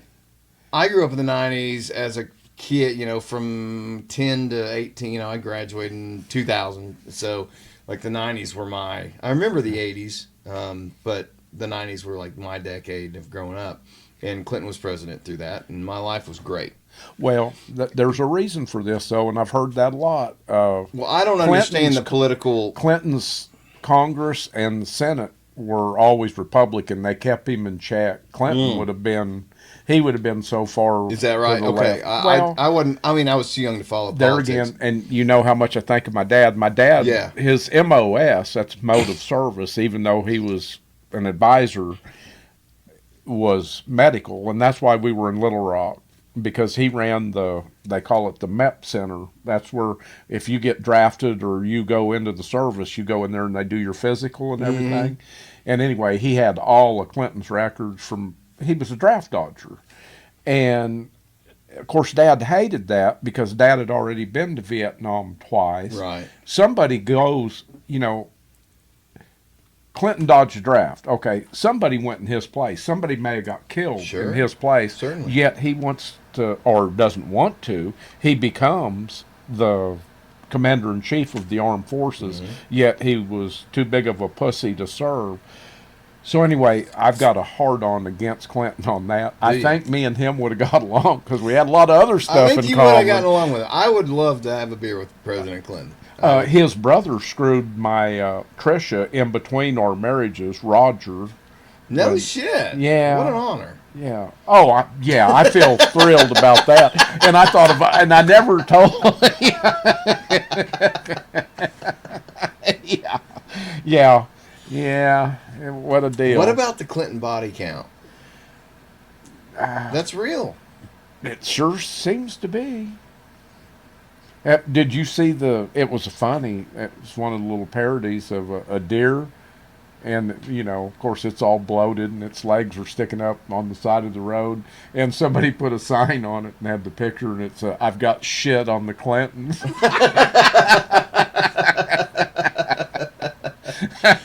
I don't know if that's a badge of honor or shame to have the Clintons from here. I mean, they were some gangsters, dude.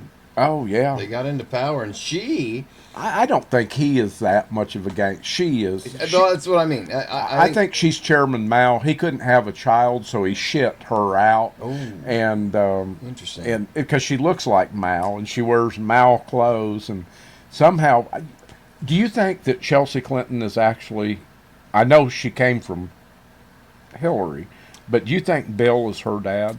Boy, she looks just like her mom, like a clone. She looks exactly like Wes Hubbell's daughter, too. Really? And a lot like Wes Hubble. Look that up someday. I don't Yeah. know what Wes Hubble. Hillary and Wes worked together at Whitewater, Okay. and he was an ugly son of a bitch. But So is anyway, Chelsea. his daughter and Chelsea are like Yeah. twins. And Huh. but anyway, I'm just saying I don't see Clinton nailing that. He could have got anything. He could have. He was a smooth son. But you remember him? Oh, I remember him playing the fucking saxophone on Arsenio Hall Well, as a kid, like in '92. I think that's when that election was. That's how Trish ends up screwing Roger. I think he played. I don't think it was a horn. I think maybe guitar or drum or something in the band. And Yeah. anyway, she got hooked up with him Yeah. somehow down in Little Girls Rock. like those band people. Yeah. It's Yeah. a weird. It's a weird deal.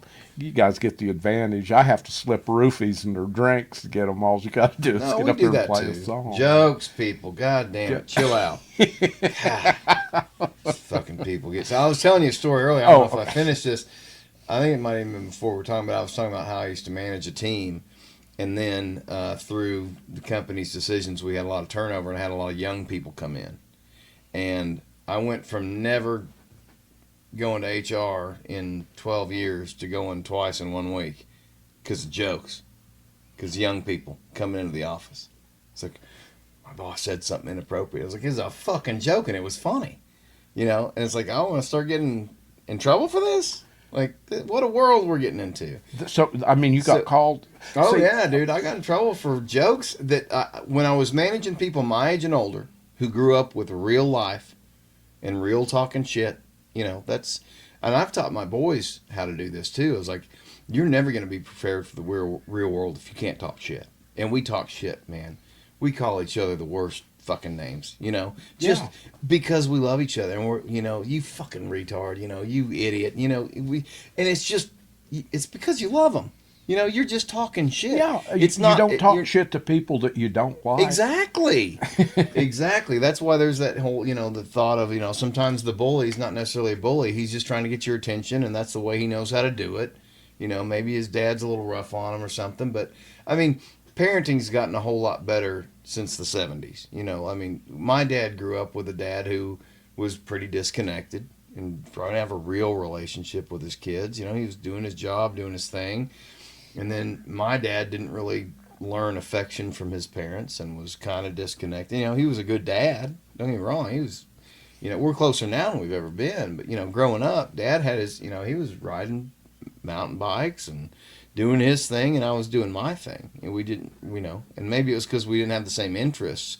But I feel like then you had a generation that, like, really put a lot into their kids, a lot of effort, and was more communicative, and then it just got crazy where the kids started ruling the fucking show. You know, like we kind of Yeah, I think our education system we slipped went from in too hard to too soft in Yeah. a few generations. Is well, what I'm trying to say. But mom and dad both have to work. Yep. And so who's taking care of Junior? Right. You know, the school, and who's coming into the school? A bunch of.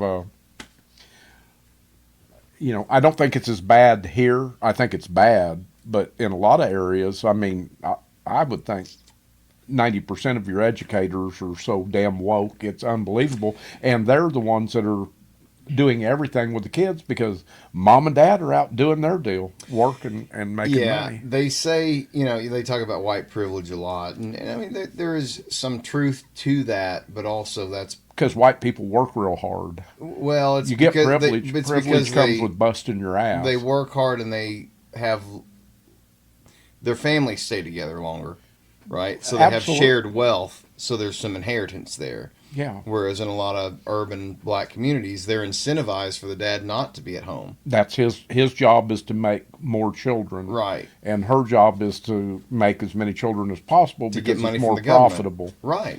But I mean, it's sad. It's called a breeding system. Yeah, it's and, very sad. Yeah. No, I'm not. Hey, It's a complicated issue, but it is what it is. But people need to rise above that, and they got to do it on their own. They got to wake up someday and go, I'm tired of this.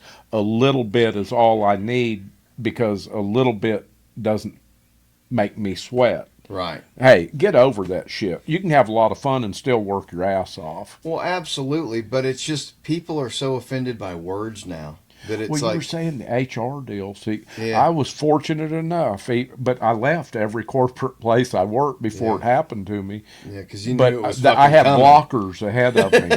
I mean, blockers. These people would go in and, hey, he did this and he did this, and they would come to me before it got to that point and go, dude, you got to watch your mouth. You know, Yeah. these people they're out to get your ass. Yes. And I'm like, oh, really? The world has changed, and and- it's. I relate more to your generation than I do anyone else's. They were tougher. They knew how to do shit, because they had to. Hey, Nowadays, it's like if it breaks, just buy a new one. yeah. Back then you had No, charge a new one. or charge a new one. Yeah, Don't buy it. yeah, right. What to buy?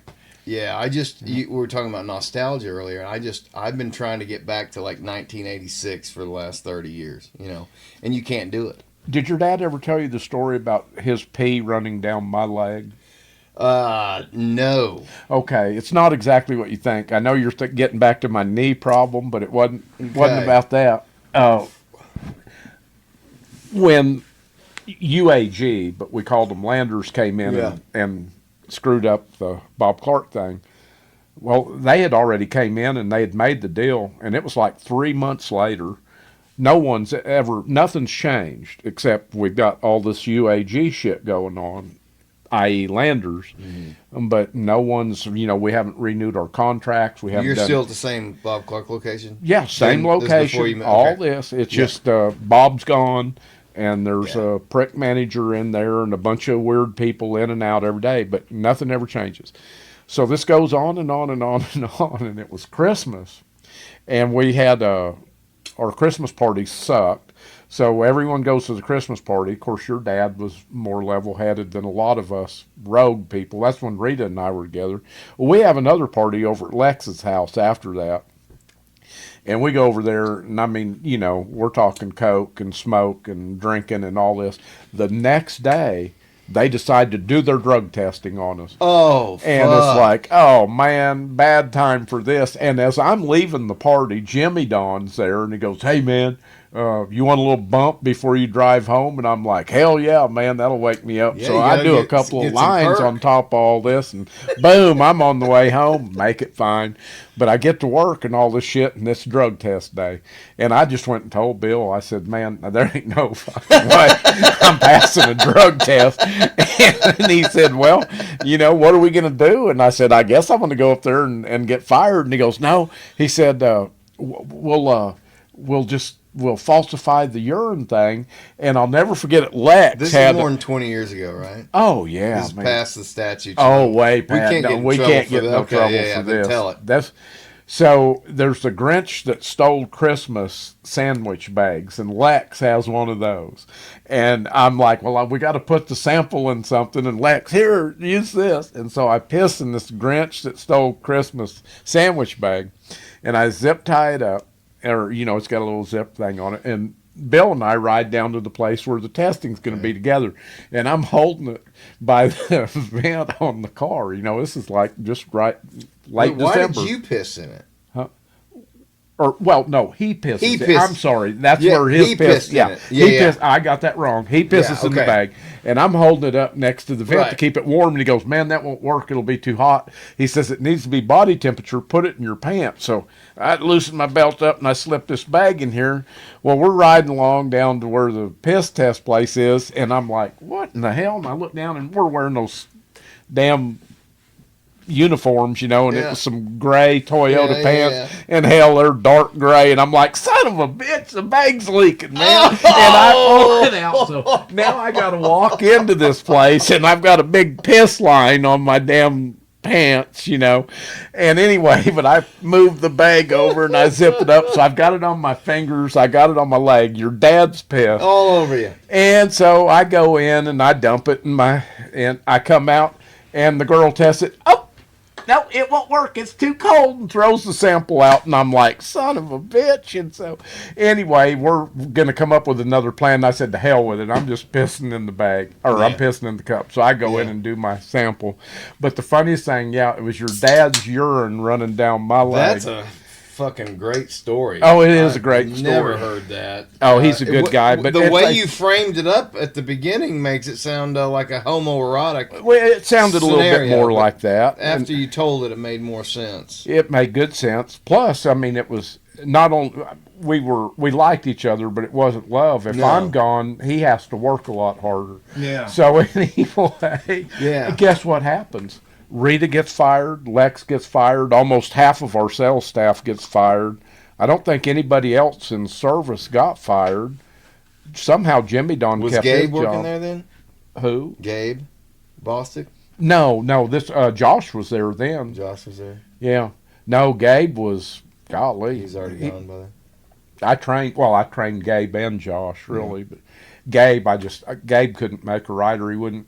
Gabe's a good dude, but he can't look anybody in the eye. And I went, man, when you're dealing with the public, you got to look at him, dude. And he just couldn't do it. He'd look down, he'd start beating on stuff, and it's like, Gabe, man, just chill. It's okay. They're not going to eat you. Yeah. Josh was really good at it. He's just too laid back. He wasn't. Yeah. You know, he's good at the job, but he's still in it. I mean, is he doing that? He's doing service. I don't know the dealership. It's a smaller dealership, so we can get weekends off. Oh, great! So we can spend time with his kids. So he's divorced, and he's kind of spending a lot of time with his youngest one, Nolan, who's 7. So he's actually. So it's always weird, me and Josh growing up, because he's my uncle. Yeah, I know. But we're 9 months. He's 9 months older than me, I think. I thought you might be a little older than him. No, actually, he's born in April of 80, and I'm born in November of 81. Maybe a year and a half, I guess. Oh, man. But it was always awkward for us telling people that, so we just say we were cousins, because we played in bands together. We were close, Oh, yeah. No, like I say, we had those office space parties. It was always, there was a group. Rita and I were the old people in that. Well, he had a hard time going. I like Gabe, but Gabe's just too straight for me, man. Josh was. Yeah, Gabe's a square. He's a good dude. He's a real good dude. His wife passed a couple of years ago, right? He what? Gabe's wife passed away. No, you didn't know that. I haven't. They had 3 kids, and she passed. She had a heart condition. Oh, and one of her sons found her, so he's been raising those kids by himself. Well, they're grown by now, aren't they? No, they're like 14. Their twins are 14. I think there's 3 of them, but no, they're still in high school. All of them. But it was a tough deal, man. And that's why, man, I joke a lot about my wife, but I love my wife to death. We are very different people, and we have grown in very different ways since we've been married 17 years. But 17 years. Mm-hmm. But the kids are both of our priority, and we are very aligned on how we want to raise our kids. So. But I couldn't imagine something happened to my wife. Just like the things she does. She homeschools. She does so much around here, and it's really sometimes wild to think about, like, all the shit she takes care of, in our relationship. Not always the case, but we're very very blessed to have her. I just couldn't imagine, like, when Gabe's wife died. I'm just like, because he had, he's got 4 kids. I don't know. When Max was born, my oldest son, I had grown up with so much family drama that I said, I am not doing that with my kids. So I just yanked myself out of the sphere. And I didn't have contact with anybody for 15 years. I just said, I'm not playing this game. I'm not going to have the drama and the bad Christmases and the stress leading up, and then the bad events, and then the hurt feelings afterward. And it's just like, I don't want to have anything to do with it. And now, my kids are grown. They've been grown pretty independently. They got their own personalities, and I'm reconnecting with some people that I like, but I'm choosing my family. I'm not just gonna submit myself to the put full in the mob. Yeah, the full fucking family Christmas. I don't go to that, but I'll host my own thing with my friends and some selected family. Actually, you play poker at all? Well, now I have in the past played a little. We gotta, not for money. That would be illegal. But just for. play money. We get together at the last Saturday of the Tokens. month. Yeah, tokens. We play for those. They call them chips, I think. Yeah, I've heard them called that. Chips, There's like a round, circular kind of a deal. kind yeah. of a slender. So we just pass some of those around, and Yeah. last Saturday of the month down the hill. Josh been come out to that, and then we come up and play some music. So it's You been play good. here? Yeah. Well, that's good. Yeah, so it's been good. So yeah, if Can you trade them in for like posters and stuff? Yeah, I think that's how that should probably work. Okay. Tokens, Stuffed animals. Yeah, And things. yeah, like a little. We'll probably get like a claw machine. Maybe you can put Oh, them in. those are a lot of fun. Have some 8 put your balls in to- there. You can grab it. I'm in. No. Bring cocaine back, people. Yeah. Come on. Hey. No, but it's been good reconnecting with Josh, and he's playing a few songs with us this year, and it's been fun. And I don't know if you knew, like my mom's sister Joy and her husband Mick, their son was Austin, and he's married to Emma, who is also part of that crowd. So, But not the Emma that were. no, Emma Mann. She married my cousin Austin Erweiler, and she is a singer songwriter. So she's opening up. She opens up all our shows. She comes out. She can play for 4 hours. It's crazy. You just play. And so I'm like, as much time as I need her to fill, I can just say, hey, I need you to do an hour, and she just does an hour. It's the most reliable person. I've got one of your CDs. I forgot where I got it at. You gave it to me, but it might have been from Hannafest. Did you have them? Golly, I don't even know. It's old. That was. I don't even know what CD that'd have been. Was it Durham or was it Sober? You remember? No, it's Durham. It's Durham. Then we must have. But Still it was been early doing day Durham. Yeah, I miss Hannah, and I ran into Hannah at what's that bar up where Curtis Mathis used to be in Farmington by Thomas Jewelry. There's a bar in there. Where, in Farmington? No, up in Fayetteville, where the old Food for Less used to be, across from the Walmart Optical Lab. There's a little bar in there. Oh, Somebody put it in the comments. it's not Big Whiskey, not. It's in that parking lot, but it's around Murano's.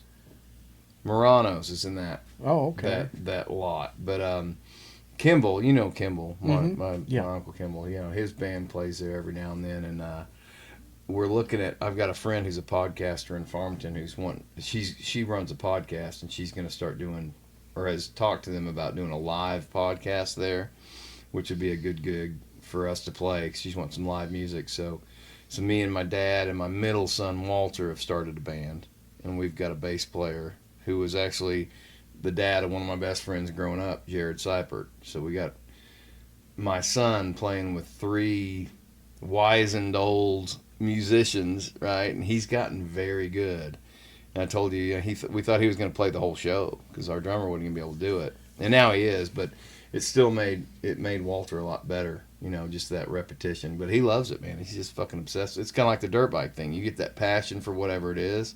His is the drums. So as soon as he gets done with his school, he'll practice 3 or 4 hours a day, just out here banging around. I've often wondered how a drummer practices. I mean, it's a different. I love the instrument, but it's not like a guitar or a horn.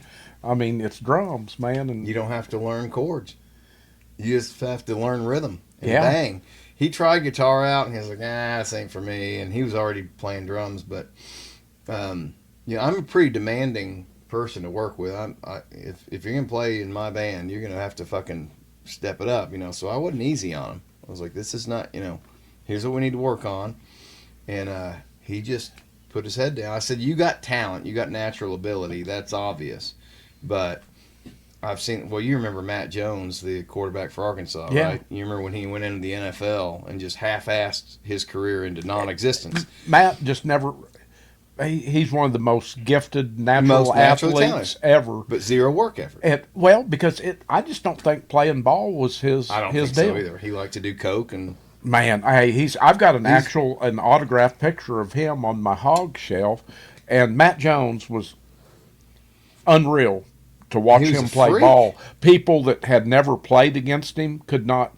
It looked like he was trotting, dude. It did. And he was leaving defensive backs like smoking them. I mean, it's like, It was dude, fun to watch. he could cover some ground. Are man. you an NFL fan at all?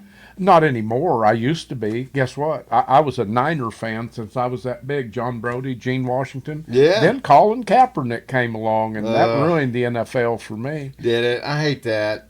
I still love the game. I love the game, and that's the highest level. Yeah, it's got some woke bullshit. I like the game, but I'm tired of the players. I don't watch it for the players. No, I don't I either. used to. I mean, I did. I had my favorites and stuff, but Sure. but it was a team, and there's I don't know. It's a different game now. It's It is different, but I still love the. A lot of people watch. A season of Real Housewives or whatever. To me, an NFL season is a season. I Well, don't start watching at the playoffs. We watch 3 or 4 games a week. Like used to have so much fun. Bush is one of the biggest Cowboy fans in the world. That pussy will not come on my show. He won't even respond to me. Well, I'll talk to him. Dad's tried to talk to him. You try. Okay. I want Bush on the show. He just will not. Oh, he would be a man. He'd fucking Bush be is- amazing. Bush is just unreal to talk to. He's an incredible human being. But anyway, big Dallas fan. I was a Niner fan. A guy named Mike Finn, which I don't think you ever knew Mike. He's dead now, but Green Bay. So here we're all NFC. Different teams, and yeah. we just used to have a blast, Oh man. yeah, so fun. But anyway. Yeah, it's gotten stupid in a lot of ways, but I still like there's so many teams that start off in the hole and then you watch them kind of come up, or there's teams that start out with all this bluster and they get all this hype. Look at last year, Philadelphia. Nobody was talking about Philadelphia because everybody was talking about Detroit. And Detroit, yeah. and like they're getting all the hype, and Philly kind of comes in under the radar. I just love watching that whole, what is it, 17 games now, so 18-week season. Used to be 17, 16, but whatever. But I just throughout that period, watching the ups and downs of some of these teams, like San Francisco fell apart last year. Like, what the fuck happened there, I just love that whole story. And then the playoffs mean something to me, where a lot of people don't even start watching until the playoffs. It's like, Oh yeah, that's but like I everyone still used love to. the Everyone story of in it. Northwest Arkansas was a Dallas Cowboy fan. The Until Niners Kansas City won a Super Bowl, and now everybody's Kansas City fans. Well, way back then, it was just Dallas, Dallas, Oh, Dallas. yeah. And we got Well, Joe Montana, and half the damn place around here was all of a sudden they're Niner fans. And I'm like, you Oh, people really? are not Niner fans. Yeah. I hate all of you. You're Dallas fans. But Colin did help me out on that. So you grew up watching Montana? Joe Montana? Like, was that who was quarterback when Well, you got no, into him? I or- mean, he was the best quarterback we ever had at San Francisco. No, when I became a 49ers fan, a guy named John Brody was our quarterback. Oh, you mentioned that. So what year was that? Oh, that would have been 64, Oh, you're talking way back. 65. Okay. So you were a Niners fan way back. So Yeah. why? Gene Washington was, I don't know. It was just, I like their uniforms. And Yeah, they're sharp. The Golden Reds. yeah, and Excellent it was way sexy. back then. And so that was my team. And I stuck with them, like I said, until Colin Kaepernick. Colin Kaepernick, and I didn't like him his first year, and he was a mediocre quarterback. But then after he started this crap, I mean, it's like, dude, you're not good enough to be causing this much trouble. Believe me. He got paid for it. And I know it. He Made a lot got of paid money off because of of that San woke shit. Francisco, because Yeah. they're woke. And they just kept on feeding the fire and feeding the fire and feeding the fire. And then it became this big racial thing. Yeah. And it's like, well, they won't hire me because I'm black. And it's, dude, they won't hire you because you suck. Yeah. I mean, it's a money making, this I isn't know. college. They want to make money and you're not their guy. And, oh, I'm down for the man.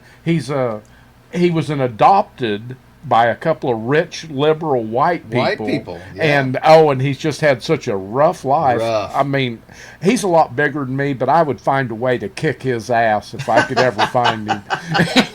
I would find some way Yeah, to I'm make not it a fan. for him. He fucked the game up for a while. Well, but, he fucked up my team, the Niners, to where it made me not like the whole NFL. And Well, see, I was a Broncos guy growing up. I remember even My living. mom was a big Broncos fan. Yeah, I remember because we lived in outside of Tampa when we were in Florida, and I don't know. I remember seeing a billboard of John Elway as a kid or something. And maybe they'd gone down to play Tampa or something, but I don't know. I just always liked the Broncos growing up, and then in high school, they won a couple of Super Bowls. His last 2 years playing, Yeah. and that was cool. And then I followed him through Bubby Brister and fucking Brian Greasy and Jay Cutler and Jake Plummer and then Tebow came around, and I was just like, Dude, yeah. I love Tebow, but he's just not a NFL quarterback. Well, I even stuck through that, and then they got Manning, and then Manning came in and won him a Super Bowl, and they had some great years with Manning. In fact, the year they won the Super Bowl was probably his worst performance. He had been hurt half that season, and the defense won him that Super Bowl. But yeah, after that, after Manning left, I just was like, none of the same guys you grow up playing are still playing. Ed McCaffrey was my favorite player growing up, 87, Of course, Christian McCaffrey's now Yeah. playing, obviously. So you like Kansas City now? No, fuck no. I'll always hate Kansas City. I'm a Denver fan. I mean, they're our main Well, rivals. that's like me Yeah. being a Cowboy fan, Yeah. or Green Bay. Yeah. And they've had some great players, but if you're a Niner fan, it's like they are the devil, man. Yeah, I fuck mean, Kansas I City don't- to yeah. hell and back, dude. I hate them all. I respect the shit out of Andy Reid. I love Andy Reid. I think he's a great coach. He's good on commercials. I like that. He is pretty funny. Rookie Dookie. Oh, Yeah. I don't know what he's doing there, but no, I've been a big Josh Allen fan. I'm liking the Bills right now. I like what they got going on. He's a player. He's a gunslinger. He reminds me of a young Brett Favre. He takes chances, and it's a gambler.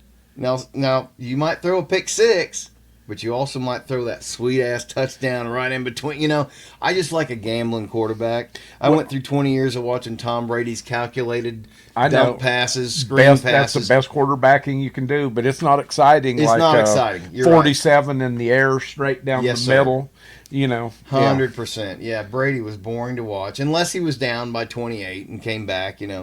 That's kind of like, as good a quarterback as Montana was, he played the sideline, just boom, boom, boom. Yeah. If you're down by 3 points, 2 minutes left to go in the game, and the Niners got the football, you lost the game because he's going to get them back, and he'll make it. But it wasn't super exciting. Well, I was a little young to watch Montana with San Fran. I saw him as Kansas City. So, I saw the tail end of his career. Well, Young came in after him, and Yeah. he was more of an arm than Montana. Well, Young, we won him a Super Bowl. There was Mike Shanahan was their offensive coordinator before he was the Broncos coach. Yeah. But it's one of those weird deals because my kids are really big into NFL now. And you're talking about, like, when I grew up, you were talking about guys like, Montana and golly, Jim Brown and all these great retired heroes. You can list them off. But Jerry Rice. I did get to see Jerry play a little bit toward the tail end. Who did he go to? I want to say he went to Oakland for a minute. Oakland. Was it Oakland? Oh, yeah, terrible. Went to be it was not good. Not good. But like my kids don't even remember Peyton Manning playing. Right, so I'm having to show them like YouTube videos of compilations. It's like, how do you explain to a kid what Peyton Manning was like watching? I wouldn't. I thought I knew football, and I don't know what he was doing, but he sure did. I was never a Colts fan, but Peyton was my favorite player. The way he managed that field. Have you ever heard like they have a biography on him about the deal where he was like it was before junior high football. It's like Pee Wee or something. And he said they had this coach that was a dumbass. And anyway, at the end of the game, they lost, and he's getting on their ass. And Manning said, well, we didn't lose the game. You lost the game. And, and he's in Pee Wee football. And anyway, this coach tells Arch about it. And Archie drives Peyton to the coach's house and makes him go up there and apologize. And to hear Peyton tell this is just so hilarious. He goes, "What is this on?" Well, the coach. No, what did you watch this on? What biography? Oh, it was just like a Peyton Manning I think it was on what is it called, 30-30? Mm-hmm. And I need to watch that. I love it's the a Manning great one, and it's got all the Manning boys in it, Yeah. and Archie, but it's about Peyton mainly. Okay. And Peyton was he was just a football genius, and even as a little kid. So unathletic, though. Yeah. How? So unathletic. Like he No. He couldn't run to save his life. He had like one running touchdown in his whole career. Like he didn't. You look at the game now, and His your job quarterbacks wasn't have to to be run. a running It back. was to run the offense. Yes, That's- but his poise in the pocket, just his quick release. It was just one check down, boom, and then it's just gone. Oh, he was. Was it Reggie Wayne and who's the other one he had? Marvin Harrison. Marvin. Those two guys. And they weren't the greatest receivers on the planet, But but they knew his timing, and they knew how to play with him, and that's all he needed. And timing, he threw more timing plays. Yes. I mean, these guys are still down there juking back and forth, and And the he's ball's already throwing the ball. gone, man. It's gone. That's insane. I know He it. was doing it on timing, just like you would play in a band. Yeah. It's like 1, 2, 3. The ball's going to be here, so you need to count in your head, and that's where the ball's going to be. You don't even have to look. You don't even have to look. It was crazy to watch. We got to watch it for 20 years. It was really probably the coolest football span of my life was watching Tom Brady and Peyton play at the same time. And unfortunately, Brady ended up getting the lion's share of the trophies, but Peyton I always thought was the greatest player to ever play the game. Brady played on a better team than Peyton did. Well, he had all kinds of support, too. That's what I mean. Yeah. He was on a better everything. I mean, he had the team to play with. Manning He had a good O-line. Manning had a good O-line. And he had two good receivers. And two really good receivers. And was Marshall Faulk running for him for a little bit? Or what? I know he went. There was another running back they had early on. But regardless, they had a mediocre defense. There again, and the Patriots had a great defense. So Belichick was a defense guy. Yeah. So he had so there's a lot of stuff that I'm not saying Brady was fantastic. There's no doubt about it. But I think Peyton Manning probably, for pure quarterback, was probably the best quarterback that's ever played. I agree. I ran out of beers on this one. I've got some here. If you got some there? Yeah. Well, as long as you're good, I'm just gonna give me some. I can't. So unprofessional, running out of beer on your own podcast. Well, I'm not too used to the podcast game, but yeah, I wasn't sure if I needed to bring beer or if it was furnished or what. Well, I would have provided it to you, but I want to talk about this cooler. Show this fucker off. We talked about it before. Oscar? Yeah. Wait. Little Oscar. That's little Oscar, folks. Been with me ever since I was probably 19 years old. That is awesome. That is. Because I've got I haven't had this one near as long, but it's like my comfort blanket. Like I need to know where this cooler is, Hey, I do have to show this off. That's the old school. That's the original rivet. I am mechanically inclined. Yes. I put this in several years ago. Okay. And I noticed that when you were showing it off. So I got to do something. I got to do something similar here. So I can probably just. I don't know if that one would. I don't know how that would work though, because there's nothing really. This is a little different. This is more old. See, this was solid walled. It's not. Yeah, we can. I'm afraid it would maybe compromise the integrity of the cooler because you have to go through. We can't compromise the integrity of the cooler. This bad boy. I don't even know where I got that from, but it's I use it. I like when I'm playing a show. I like to put my leg up on something, so I put it up on that cooler, and of course it's filled with nice cold fresh beer all the time. This cooler, of course, it just stayed in the closet forever because. I mean, a professional drinker like myself needed a little bigger cooler, and I've got one. And this is how weird I am about nostalgia. The old cooler got so old that they decay in between the insulation and stuff. Oh, really? They get crunchy. But I've got an old cooler that I picked up I think it was in Russellville, going on a canoe trip, and I had it. It's the coolest old cooler because it would hold a case. Oh yeah. But it's real low and it's wide, or it's not real wide, but it's real deep. So it was stable in a truck. Yeah. And I could just put a bungee strap around Yep. and where my tailgate hooks are, and that baby rode with me for years. So anyway, it got old, and I still have it. I won't get rid of it. But I kept it. This was mainly a camping cooler to Yep. put the stuff that I never used, but food items and Oh, stuff really? in it. Like- and then I would have my big cooler with my Okay, beer. so this was for like the little sandwich stuff and shit. If you had a chick with you, she could put her.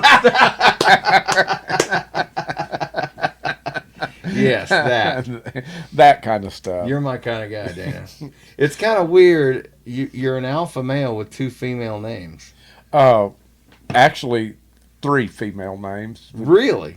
You know what my middle name No. is? It's Lee, which is That's a male name. You want to see the license? Leigh. Ooh, they I know fucking it. did you dirty. Well, it's probably, I wasn't a great athlete, but I had to play sports in school because when your name is Dana, Lee, Courtney, I mean, Yeah. you know, it's the You got some shit. gang talked is on you. after you unless Yeah. you prove yourself. But you probably talked a lot of shit in your day. I always have. Yeah, I You do a still lot more do. talking than doing. Yeah. I got a lot of people in fights when I was young. But that you probably got yourself in some. Well, Or did you instigate them and just bail? I tried to run, and I used to be fairly. I wasn't all that fast, but I was quick. You know. Right.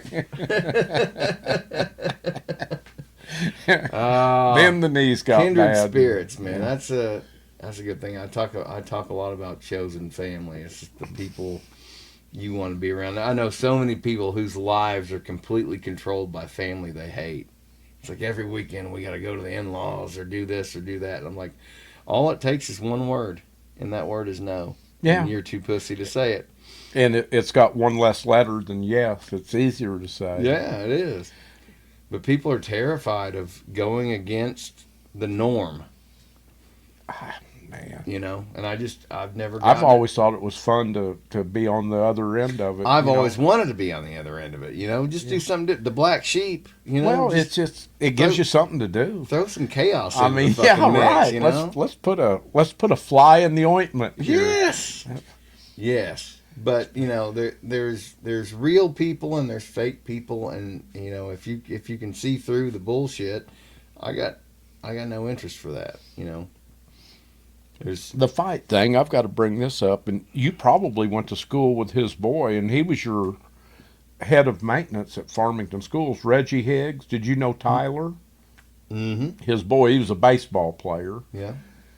But anyway, Reggie was, back in the day, we didn't have big kids like there are now. I mean, Yeah. Reggie was the biggest dude at West. Yeah. Well, I show up in the 7th grade, and I find the biggest kid there because I've been in all these. They weren't necessarily military schools, but they were next to military installations, Mm-hmm. and they're rough. They're not exactly like they were here. So anyway, I come into West Fork, and I look around, and here's Reggie Higgs. And He's a big son of a bitch. Big son of a bitch. So Yeah. anyway, I go up, and in football practice, his helmet didn't fit. His head was too big. And I would grab the back of his helmet and jerk it, and he's got a scar to this day across his nose, no. the bridge of his nose. And I did that 2 or 3 times, and I'd get around him, and Coach was just having an orgasm, you know, because I was pretty heavy. In the 7th grade, I weighed almost as much as I did when I graduated, but I wasn't near as tall. And but I'm just eating old Higgs's ass up, and he's like, "Oh, way to go, Courtney!" And Reggie says, "You ought not do that again," and I'll never forget it because I thought, "Ought not." That's so funny. And we're lined up and 3-point stance in front of him, and I'm going, "Ought not, ought not, ought not," and he came up under my damn chin with both fists coming up, and I remember seeing my helmet do this a little bit, and I was on the ground laying back there, and he helped me up. Yeah. And we are the best friends in the world, and we were from that point until, well, we still are. You still talk to him? Oh yeah. I'd love to reconnect with him. Tell him I'd love to reach out because he used to hire me to mow the church out on Ray's Mill back when I was a kid. When I was like 15, he gave me a job mowing that church. I don't know what he had to do with it there, but it's funny because I had when I was a sophomore, we had a senior fullback. And I was a mouthy son of a bitch. I was a cocky kid. I mean, you know my dad. But I talked a little shit, and this guy was made of fur. I mean, a human carpet. You know the guy I'm talking about. Just made of fur. And I come in and just was talking some shit to him one day after practice. Again, I'm probably 15. He's 17. You know, he's a senior. I'm a sophomore, and I'm talking about taking his job and how much better I am than him. And he picks me up and throws me across the room into a trash can. In the locker room. In the locker room? Yeah. He picked me up and threw me across the room, and I landed in a trash can. And mind you, we had a good relationship, but I took it a little too far, and he dominated me. Anyway, so we go out and we're lifting. I think we're on an incline press. And I go to lift that thing up, and I just, oh, fuck! My wrist was broken. He broke my fucking wrist. From getting thrown in the can? Yeah, however I landed, and I didn't really, something snaps or something hurts, you don't think about it. But then, yeah, it's the only time I've ever broken a bone, but I had this fucking cast on my arm for however many months because of talking shit to a guy that looked like a woolly mammoth, which was a mistake. Incredible you would mention that since we're talking about Reggie. I broke this wrist. He had a house. This was way before he went to work for Farmington. He was working for Brennan Boyd Construction then. Anyway, he had a house behind the Piggly Wiggly in West Fork, and we had a party down there, and I'm impressing people. And he had a 350 Bighorn Kawasaki.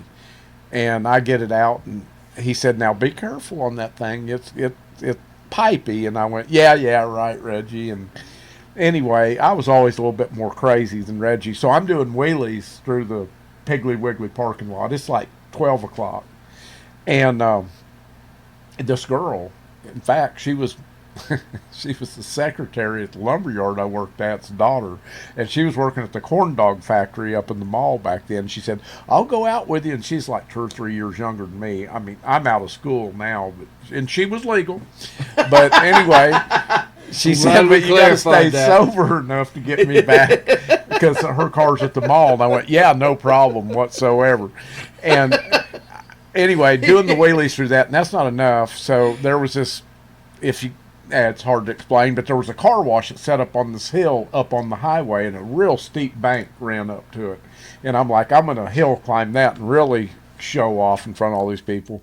Well, I get about halfway up it, and this son of a bitch comes on pipe, and boom, it's out from underneath me. And I think the clutch handle came around and caught me, and it broke my wrist. Oh. Well, I'm so wasted, I don't notice it. So me and Shirley's daughter, we go and do the dirty, and I mean, the party goes on. My wrist has been broke for a couple hours, and I didn't know it. And I'm trying to get my shoes tied, and she's yelling at me, going, "I told you not to get too drunk. You can't even tie your shoes." And I was like, "Well, I'm pretty drunk, but I think I could tie my shoes." And I looked, and here's my arm, and here's my hand, and I was like, "Oh shit, my wrist is broke," and it's been that way for, probably a couple of hours. I mean, we go back and we party more and all this. Let's go back and party, man. That's how you did it back then. Oh, I was fine. I got her back up to the mall, and a guy that that worked with Reggie, Dr. Hall's brother, can't remember. Out of Prairie Grove? That Dr. Yeah, Hall? that Dr. Hall. Yeah, I worked on his pool, yeah. All right. Well, his brother Sick was... little place. Oh, he had a good-looking wife, and I can't remember her name either. Anyway, she was a nurse, and she's at the emergency room. Anyway, I drop off Shirley's daughter, and I'm driving back, and I'm starting to get sick because of this broken wrist. Well, I better go to the hospital, and so I go in. Holly Hall was her name, and she happens to be on call that night, and they're x-raying. Why do we need to x-ray it? It's pretty obvious it's broke, but stupid-ass emergency room doctor. He's got, well, you hold his arm and I'm going to turn his wrist so we can get a good shot. And he does that. And as soon as he turns it, I throw up all over Holly's tits, man. I mean, I'm, it's because it hurt. And, Yeah. and she's Yeah. like, oh, Joe was her husband, Joe Hall. We partied a lot together, but so quite a night. But broken wrist because of, well, it wasn't because of Reggie. It was because of me, but it was his motorcycle Right. that did it. That's really wild. And that was, I've had a few other broken bones, but that was a bad one. Man, it takes a wrist forever to get over. Yeah, I it think does. I was in a cast for like 8-10 weeks, something like that. They're Yeah. slow healing. I. It's a funny story. I remember when I was getting my back surgery, they had to do this procedure where I don't even remember why or how they needed to do it, but they'd stick a needle in your discs in between your spine and they'd blow some air pressure into it. Well, you're not supposed to eat anything before this deal. And so this is in Springfield, and so I've got to go out there to the Springfield Mercy to get this surgery. And so I go out there and I'm staying the night at this hotel. I got an early morning appointment. You're not supposed to eat anything. Well, it was one of those hotels with free breakfast, right? So I just get up and I just pounding sausage and eggs, and I get there and like, so you haven't had anything to eat in 24 hours, right? And I'm like, I had a little bit of sausage. And they're like, oh, well, we can't do this if you've eaten. And I'm like, I'm already up here. I'm like, well, shit. Okay. I had some food. Can we still do it? And they're like, well, we got to talk to the doctor. So this is at Mercy Hospital. They go back and they say, we'll do it. He understands you're here and you've come up here for it, but we can't give you any, like, they would give you an epidural basically to numb your back. And like, you're going to have to do it without any of that. I'm like, that's fine. Like, I've been dealing with pain for a long time. And so, as long as we can get this done. Well, they get back into this procedure room, and all the nurses are nuns. They're like in full nun garb up here. And I'm like, well, this is a different experience. So I'm lying, on my stomach, and they're putting these needles, and they blow these air pockets into your discs. I can't remember even why they do it, but they get closer and closer to the disc. It's to move so they can get an X-ray down. I don't fucking remember. Yeah, I I think I know what the anyway. So they're doing them, and it hurts. And, I bet it did. And I'm laying down, and there are two nurses, each holding my hand, and they're nuns, and they're doing them, and they're like, "You're doing great, you're doing great." Anyway, they get down to the one either closest to it or the actual one, and they hit it, and I just go, "Fuck!"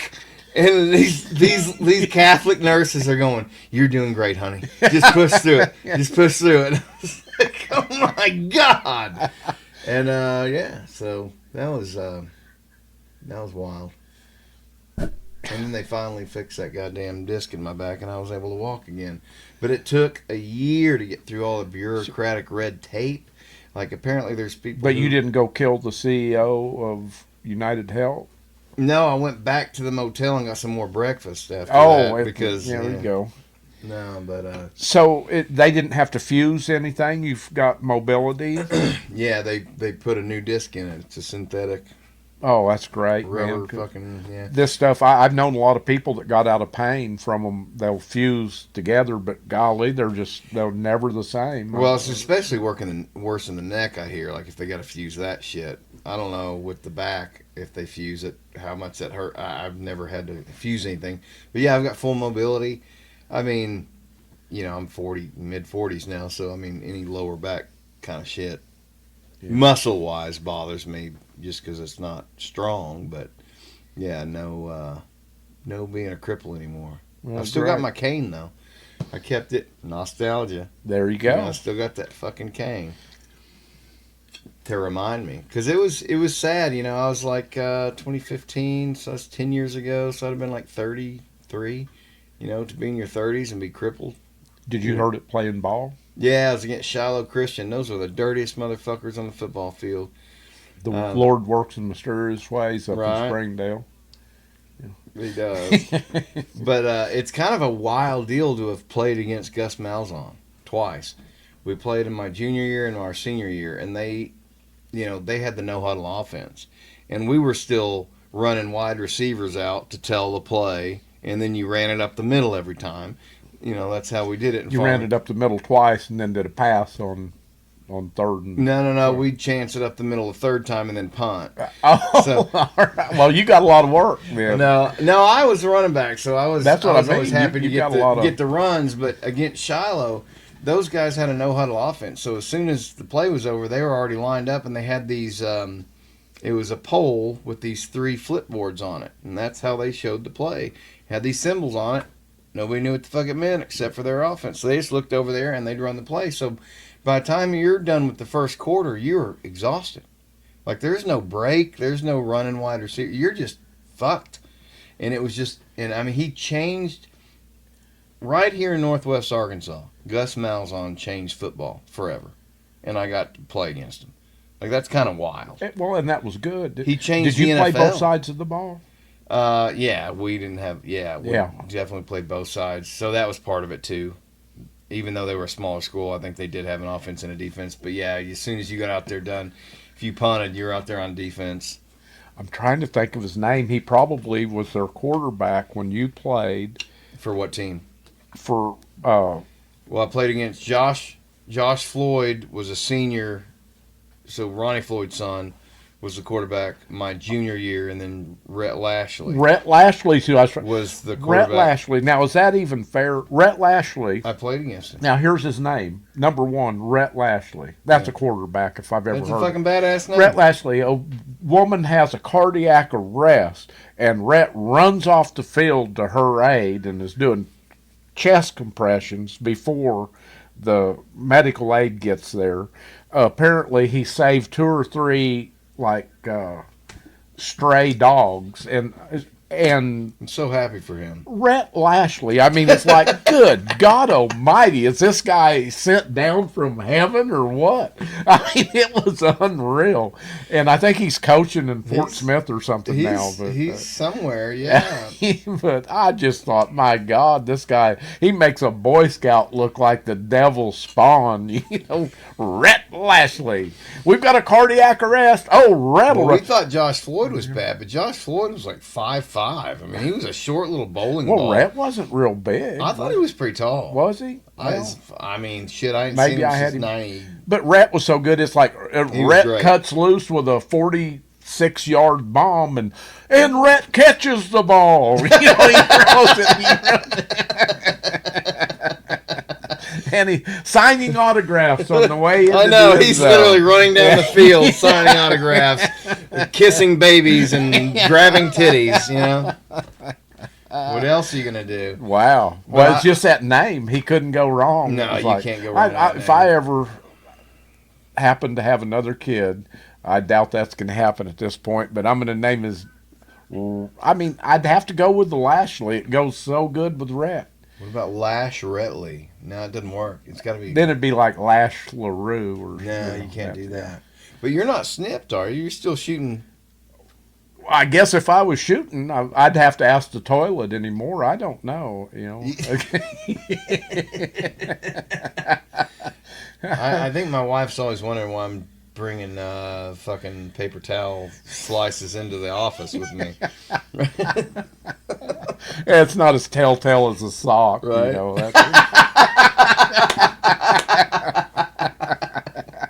My wife wasn't... Why do you need 3 socks? You never know when I might need a spare. I don't think I've laughed this hard on any episode. Yeah, I don't think my wife is having a good time with having teenage boys. It's like can't get a chance in the she's like, my kids would never do that. And I'm like, why is this sock coming up in one piece? Yeah. Are you on a well here? Or you have city water? Yeah. Why do we run out of water? Well, I like to be clean. I remember when I first started jacking off, I thought a natural lubricant that would be smart was shampoo. And I learned real fast that is No, conditioner's the way to go. Oh, is it the conditioner? Conditioner, yeah. I should have started with Shampoo's that. an abrasive. Shampoo burns like a motherfucker when you try and piss. A chrome one that he bought. This has been years and years ago. A chrome 9mm? Yeah, a piece of shit. It was like a llama. You know, it was just not a name brand anything. Right. And anyway, and he showed it to me because he knows I'm a gun guy and everything. And I went, cool, man. How does it handle? I don't know, man. I've never shot it. And I went, Bush. I said, dude. I said, really? Don't carry a gun around with you that you've never used. Yeah, I said, you're better off without one than to have one and not, number one, know if it fires and not be proficient with it. Well, yeah. And I said, yeah, come out and, you know, we used to shoot out at Weddington a lot. There was an old shooting range out there, and we'll go out to Weddington and shoot. And where is it, man? And I told him, and no, he says, man, I don't like going out in the woods like that. And I went, all right. I said, well, come out to the farm with me. And where's that? And you know, and it's way out by Devil's Den. And oh no, and I said, Bush. I said, dude, it's me. It's our farm. It'll be cool. And no, man, the brother don't like to get out in them woods and stuff. So. That may be the thing. That's probably what it is. When I first met Bush, and that was a Wes Wallace deal. I told you we went to a Christmas party the day your dad hired me was the Nelms Christmas party, and it was Honda? down. At Honda? Well, it was at Toyota. It's when Toyota. Oh, Nelms owned it first? Oh yeah, yeah. Your dad was a mechanic at Honda, and they opened up Toyota, and they put Toyota and BMW up where Bob Clark was. Okay. So that was his first service manager's job. Okay, I didn't realize Nelms owned that before Bob did. Oh yeah. Okay. Yeah, that's the first place I worked. I knew he became a service manager at another Nelms dealership. Me? No, Dad. Yeah. Because he started at Honda, right, Dad? Yeah, but he was a mechanic at Honda. Okay. And he went from there to Nelms. To Nelms. That's the first place he was a service manager ever. Okay. And then he stayed service manager for Bob Clark. And of course, you know the rest of it from there. But anyway, so the first day I go to work is our Christmas party. And we had it was a hell of a party. It was, you remember where River City was down by it was Y'all Come Back Saloon when I was young, but you'll remember it as Doc Murdoch's. The other half of it was called River City. Oh, yeah, yeah. Well, we rented the River City side when it was the Y'all Come Back Saloon. Nice. And we had just got them to change the keg for the last time, and it was a McBride thing, and it was a big old chest thing. It was great. And I'll bet there wasn't 15 beers off of that keg. And Steve Lawler and I, that's Don's nephew, he was our parts manager. We're like, man, there's no way we're letting this keg go. And so I had an Isuzu Trooper, and it had the ambulance doors on the back. And I backed up the door, opened them up, and we laid that whole console and keg in it, and it just fit, and slid it in. Took off, took it over to Steve's house in Weddington. And the next day we partied all Sunday. I mean, it was just not a sober moment of the whole weekend. Well, McBride's is looking for their damn cooler. They go to the deal and they can't find it. So our general manager was, what was his name? He was a good guy. We called him the Colonel for some reason. But anyway, he's like, well, I know Lawler knows where the damn keg is. Well, Steve wasn't there. He doesn't come to work on Monday. He's too wasted. And so the word gets out that I was over at Steve's, and he goes, well, you know where the damn thing is. And Bush will go with you. And we took the parts truck, and we're going to go and pick it up. But we needed something. And we had to go to Wes Wallace's house when him and his brother lived in Springdale, kind of in the woods up on the north end of Springdale.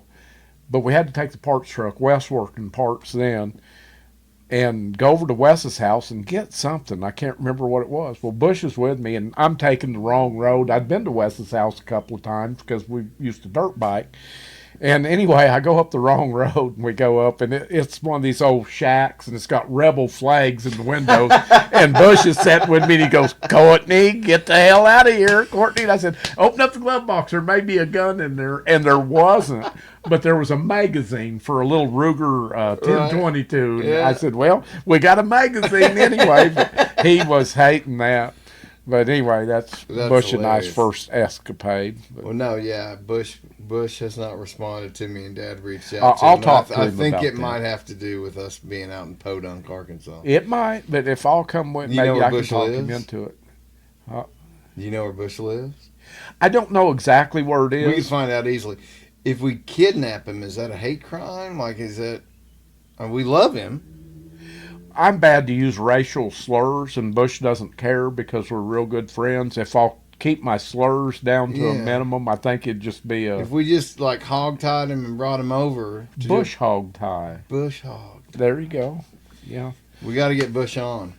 Well, You help I me might with be able this. to do it. Now, your dad's got more pull with him than anybody, probably. But Well, apparently that ain't working. well, Maybe. but he's got more straight pull with him. I got the round back You got behind the low down Yeah. pull with him. Yeah. So, yeah. We'll make it happen. Bush never was as big a drug addict as me, but we always enjoyed the herb together, and we've been. Well, let me close. ask you this. He was my roommate, or he moved in with me when his girlfriend stole all his stuff and left. So you and Bush lived together. Yeah, for about 6 months. So you got this redneck white dude living with a black dude. Yeah. That's a sitcom. You realize Oh, this. it was like, yeah. What was that like? Oh, it was fun, man. That was fucking hilarious. Of course, Bush did his stuff and I did my Yeah. stuff, but we teamed back up, and it was. I used to call him Uncle Bush when I was a little kid. I just loved him. That's so better much. than Uncle Ben, I guess. Wow. Yeah. You went there, not me. No. Well, see, I could say that stuff to Willie, but Willie didn't like that kind of stuff. Did out of he most not? white guys. I'd love to talk to Willie. Is he still around? No, Willie's in Richardson, Texas, man. Is he? I Oh, love Willie, too. but Willie was more, Did you know Darren? Darren? He worked for Dad at Subaru. Did you know him? That might have been past your time. No, I didn't work at Subaru. Oh, I know you didn't. I didn't know if you knew. Is Darren the one that had the motorcycle and I know he played drums. I think he had some motorcycle. I don't know. But yeah, I'd love to have Bush on. yeah, Bush is solid, He's man. one of the greatest dudes, man. He's said some of the funniest things Oh. that I've ever heard. I passed out one time at the old Hardee's on 62, and Bush just happens to be going through the drive-thru, and he looks in there, and here I am laying in my fries, and he's like, "Damn, man!" And the girl at the window goes, "You know him?" And he goes, "Yeah, I know him." And she goes, "Well, you better get his ass out of here. The manager's calling the police." Yeah. So he runs around there, and somehow he gets me awake. I don't remember any of that. Gets me out to my truck. And I guess I gave him my keys. And next thing I know, I wake up and I'm riding in my truck. But Bush is driving it, and I looked at Bush. Now this is Bush, just off the cuff, and I went, "Man, how'd you get in how did you get in my dream?" And he goes, "I don't know how I got you in this dream, man, but it's turned into a fucking nightmare." And he can think of stuff like he was just. Bush is funny dude, man. Yeah, he's a good dude. Good dude. Saved my ass there. I mean, that was a D-Wee. So. Well, that's another thing. Not only do I miss just talking shit with buddies, it's like I remember spending a lot of time up at Bob Clark Toyota around you guys and observing you guys, talking shit and having fun. We did. You know, we had you guys a good had time. a lot of fun. It was Tracy a busy Elkins place. was up there. Oh yeah. Fucking. What did we call Larry? There's another Tracy. What was the other Tracy who was a service rider? Tracy Silvas. Yeah, he Oh. lived behind us for a while at Raise Mill. He was a good dude. Yeah. Yeah, I just have a lot of fond memories of going up to Dad's work and you guys hanging out and Was Frank there? Frank Clement? Oh fuck yeah, Frank. Frank's in bad Frank's shape. another one I got to get on. Yeah, man. We got to get we got to do a Bob Clark reunion show and get all you guys I on. wish you would have been at your mom and dad had a Christmas party, and we just about had the whole group together over there. It's been 3 or 4 years ago. Oh really? Yeah. I don't know. Mom might Bush not actually even invited me. If I just told her don't invite me to shit for a long time. I just didn't. Well, want to maybe that was the deal. might have been the deal, but I would have loved to have been at that. Maybe we should do another You one. remember Fred Rowland? He was our rep. He was there, and Dad they and Fred are think still it, close. it came up that, and I know Fred real well. When I was at Hot Springs, he ended up being our part service director Mm-hmm. down there when Toyota fired him. And Fred's a worse drug addict than me. But anyway, at your mom and dad's party, it's low blood sugar or something like that. I'll guarantee you he OD'd. That dude just about died at that party, and he was living in Kansas City then. And I was like, dude, I mean, anyway, he's still alive, but he's doing good. He's got doing a good. glass business up there now. Yeah, I got him fired at Trimble's because he sucked. He was a good rep, but as a part service director, we've nicknamed him Flipper because I was a service manager over just Toyota, but then there was another service manager that was GM, which was Pontiac and Cadillac. Yeah. Then he was over both of us. And he came up with a different friggin' major plan every day, and we're like, dude, you can't do this with people. I mean, you got to ease people into stuff. You can't change the whole friggin' system every 5 minutes just because on a whim. And he couldn't get it. And I went and talked to Mr. Trimble and got his ass fired. And I told him that when I was helping him move. I went, I hate to tell you, man, but I'm kind of responsible for this. Yeah. You fuck. Yeah, well, it hurt his feelings, but he kind of knew where it was coming from. He was like, well, I guess it wasn't working out. And I went, it is now. That's a good place to end it right there. Dana, thank you so much for coming on, dude. This is a blast. Man, I've enjoyed it. I really have. And this is also the most fun I've had in a long time. So we got to do this again. You say that to all the people. No, I don't. No, okay. Don't no, you're fucking real. tell That's me what right. I say. Oh, don't do that. This was a lot of fun, and let's do it again. Let's widen the audience a little bit. We'll get some people in here that are more Let's get that interested. Clark crew on here. Does anybody? The only person I know that still has a fucking Bob Clark Toyota plate is Lex, and we got to figure out how to kill Lex. Yeah, and get the 4Runner. Because we need the 4Runner. Yeah. So and we can get the plate. If we coordinate this, can we share the 4Runner? I think we could do that. Do like or something? I mean, if you want to keep it here, or yeah, I can keep it here, and you can have it whenever you want. But we got to kill Lex first. Maybe we should have him on the podcast. We better do it pretty soon because I've heard he is retired and he's going to move back to Mountain Home. Oh, so shit. You still talk to Lex?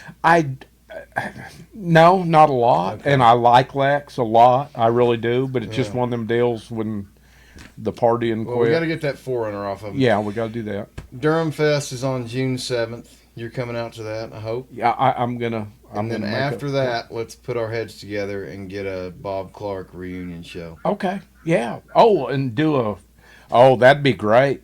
I mean, we could get the Overby boys, Lex, Bush, your dad. Is Bob Clark alive? He is. I talked to Jimmy Don here couple of months ago, and he is, but I think he's, Bob had some place down in southern Arkansas that they used to go and hunt, and I believe he's living down there now, is what I've heard. I'd love to get him on. Bob, Bob was I mean, I like the hell out of Bob. And the dealership ran okay, but Bob just did not care. He really did not care. No. I mean, but I still love to talk to him. Oh, I love Bob. I'll never forget, back then, being middle class was all you strived for, right? You're just scraping. I always wanted to get there. I never achieved it. But well, Bob had this camper, and it was, just a little one, nothing like they have today. It was just like a little, length of a truck kind of a deal. It had like one little bed over the thing. But it was a motorized, a mobile. No. It was a. What was it? Yeah, I think it he was had motorized. 2 or 3 it was motorized. Sitting back there. But he'd loan it out to Mom and Dad, and we'd take it out to Devil's Den or whatever. And I remember. I hope y'all cleaned the damn. Let me finish telling this fucking story. So I get up in the top bunk and I'm playing around, and I find this balloon with some soap in it, and I'm like, "Mama, look! I found a balloon." And she goes, She looked at my dad and she goes, "We're never borrowing this again." I was gonna say, man, the salespeople, they would be lines at those RVs, and I would go around there. You know, I mean, whatever. I don't care, but it's like, and it was some girls from Bottoms Up and stuff would be working in the RV, and everybody'd have like a 10 or a 20 in their hand, and it was pretty quick in and out. God, so you found a balloon? I found a balloon with soap in it. You know, like, this has got to be some cool, like, water soap balloon. And my mom just flipped out, and I knew something was wrong. And we never borrowed another camper That's awesome, again. But man. That is... I just, yeah, that was a powerful moment for me. Hey, I'll tell you what. That's weird because as bad as I was, I never made my way over to, because I knew most of the girls at Bottoms Up, and I didn't really need to get involved with the line over there, but I knew those campers were getting a workout. Dear Lord. And that was Bob Clark. That was I've got a complete Bob Clark uniform with hat that says Bob Clark Toyota. Are you serious? Absolutely. Stole one the last day Bob was there. If you weren't so goddamn nostalgic, I'd ask you for it. Yeah. I want a plate. I want a front. And I might have I might still have a Bob Clark plate. I'll look around and see if I can find one in the garage. If I do, I'll bring it. You put it on the. No, I'll put it on my fucking car. Oh, like they're on your runner. Yeah, something. There you go. Cool. Something. Thank you, Dana. Thanks, man. It was awesome. I really enjoyed it. It was fun. Sure did. I think my boy's up there riding. I hope we can edit most of this.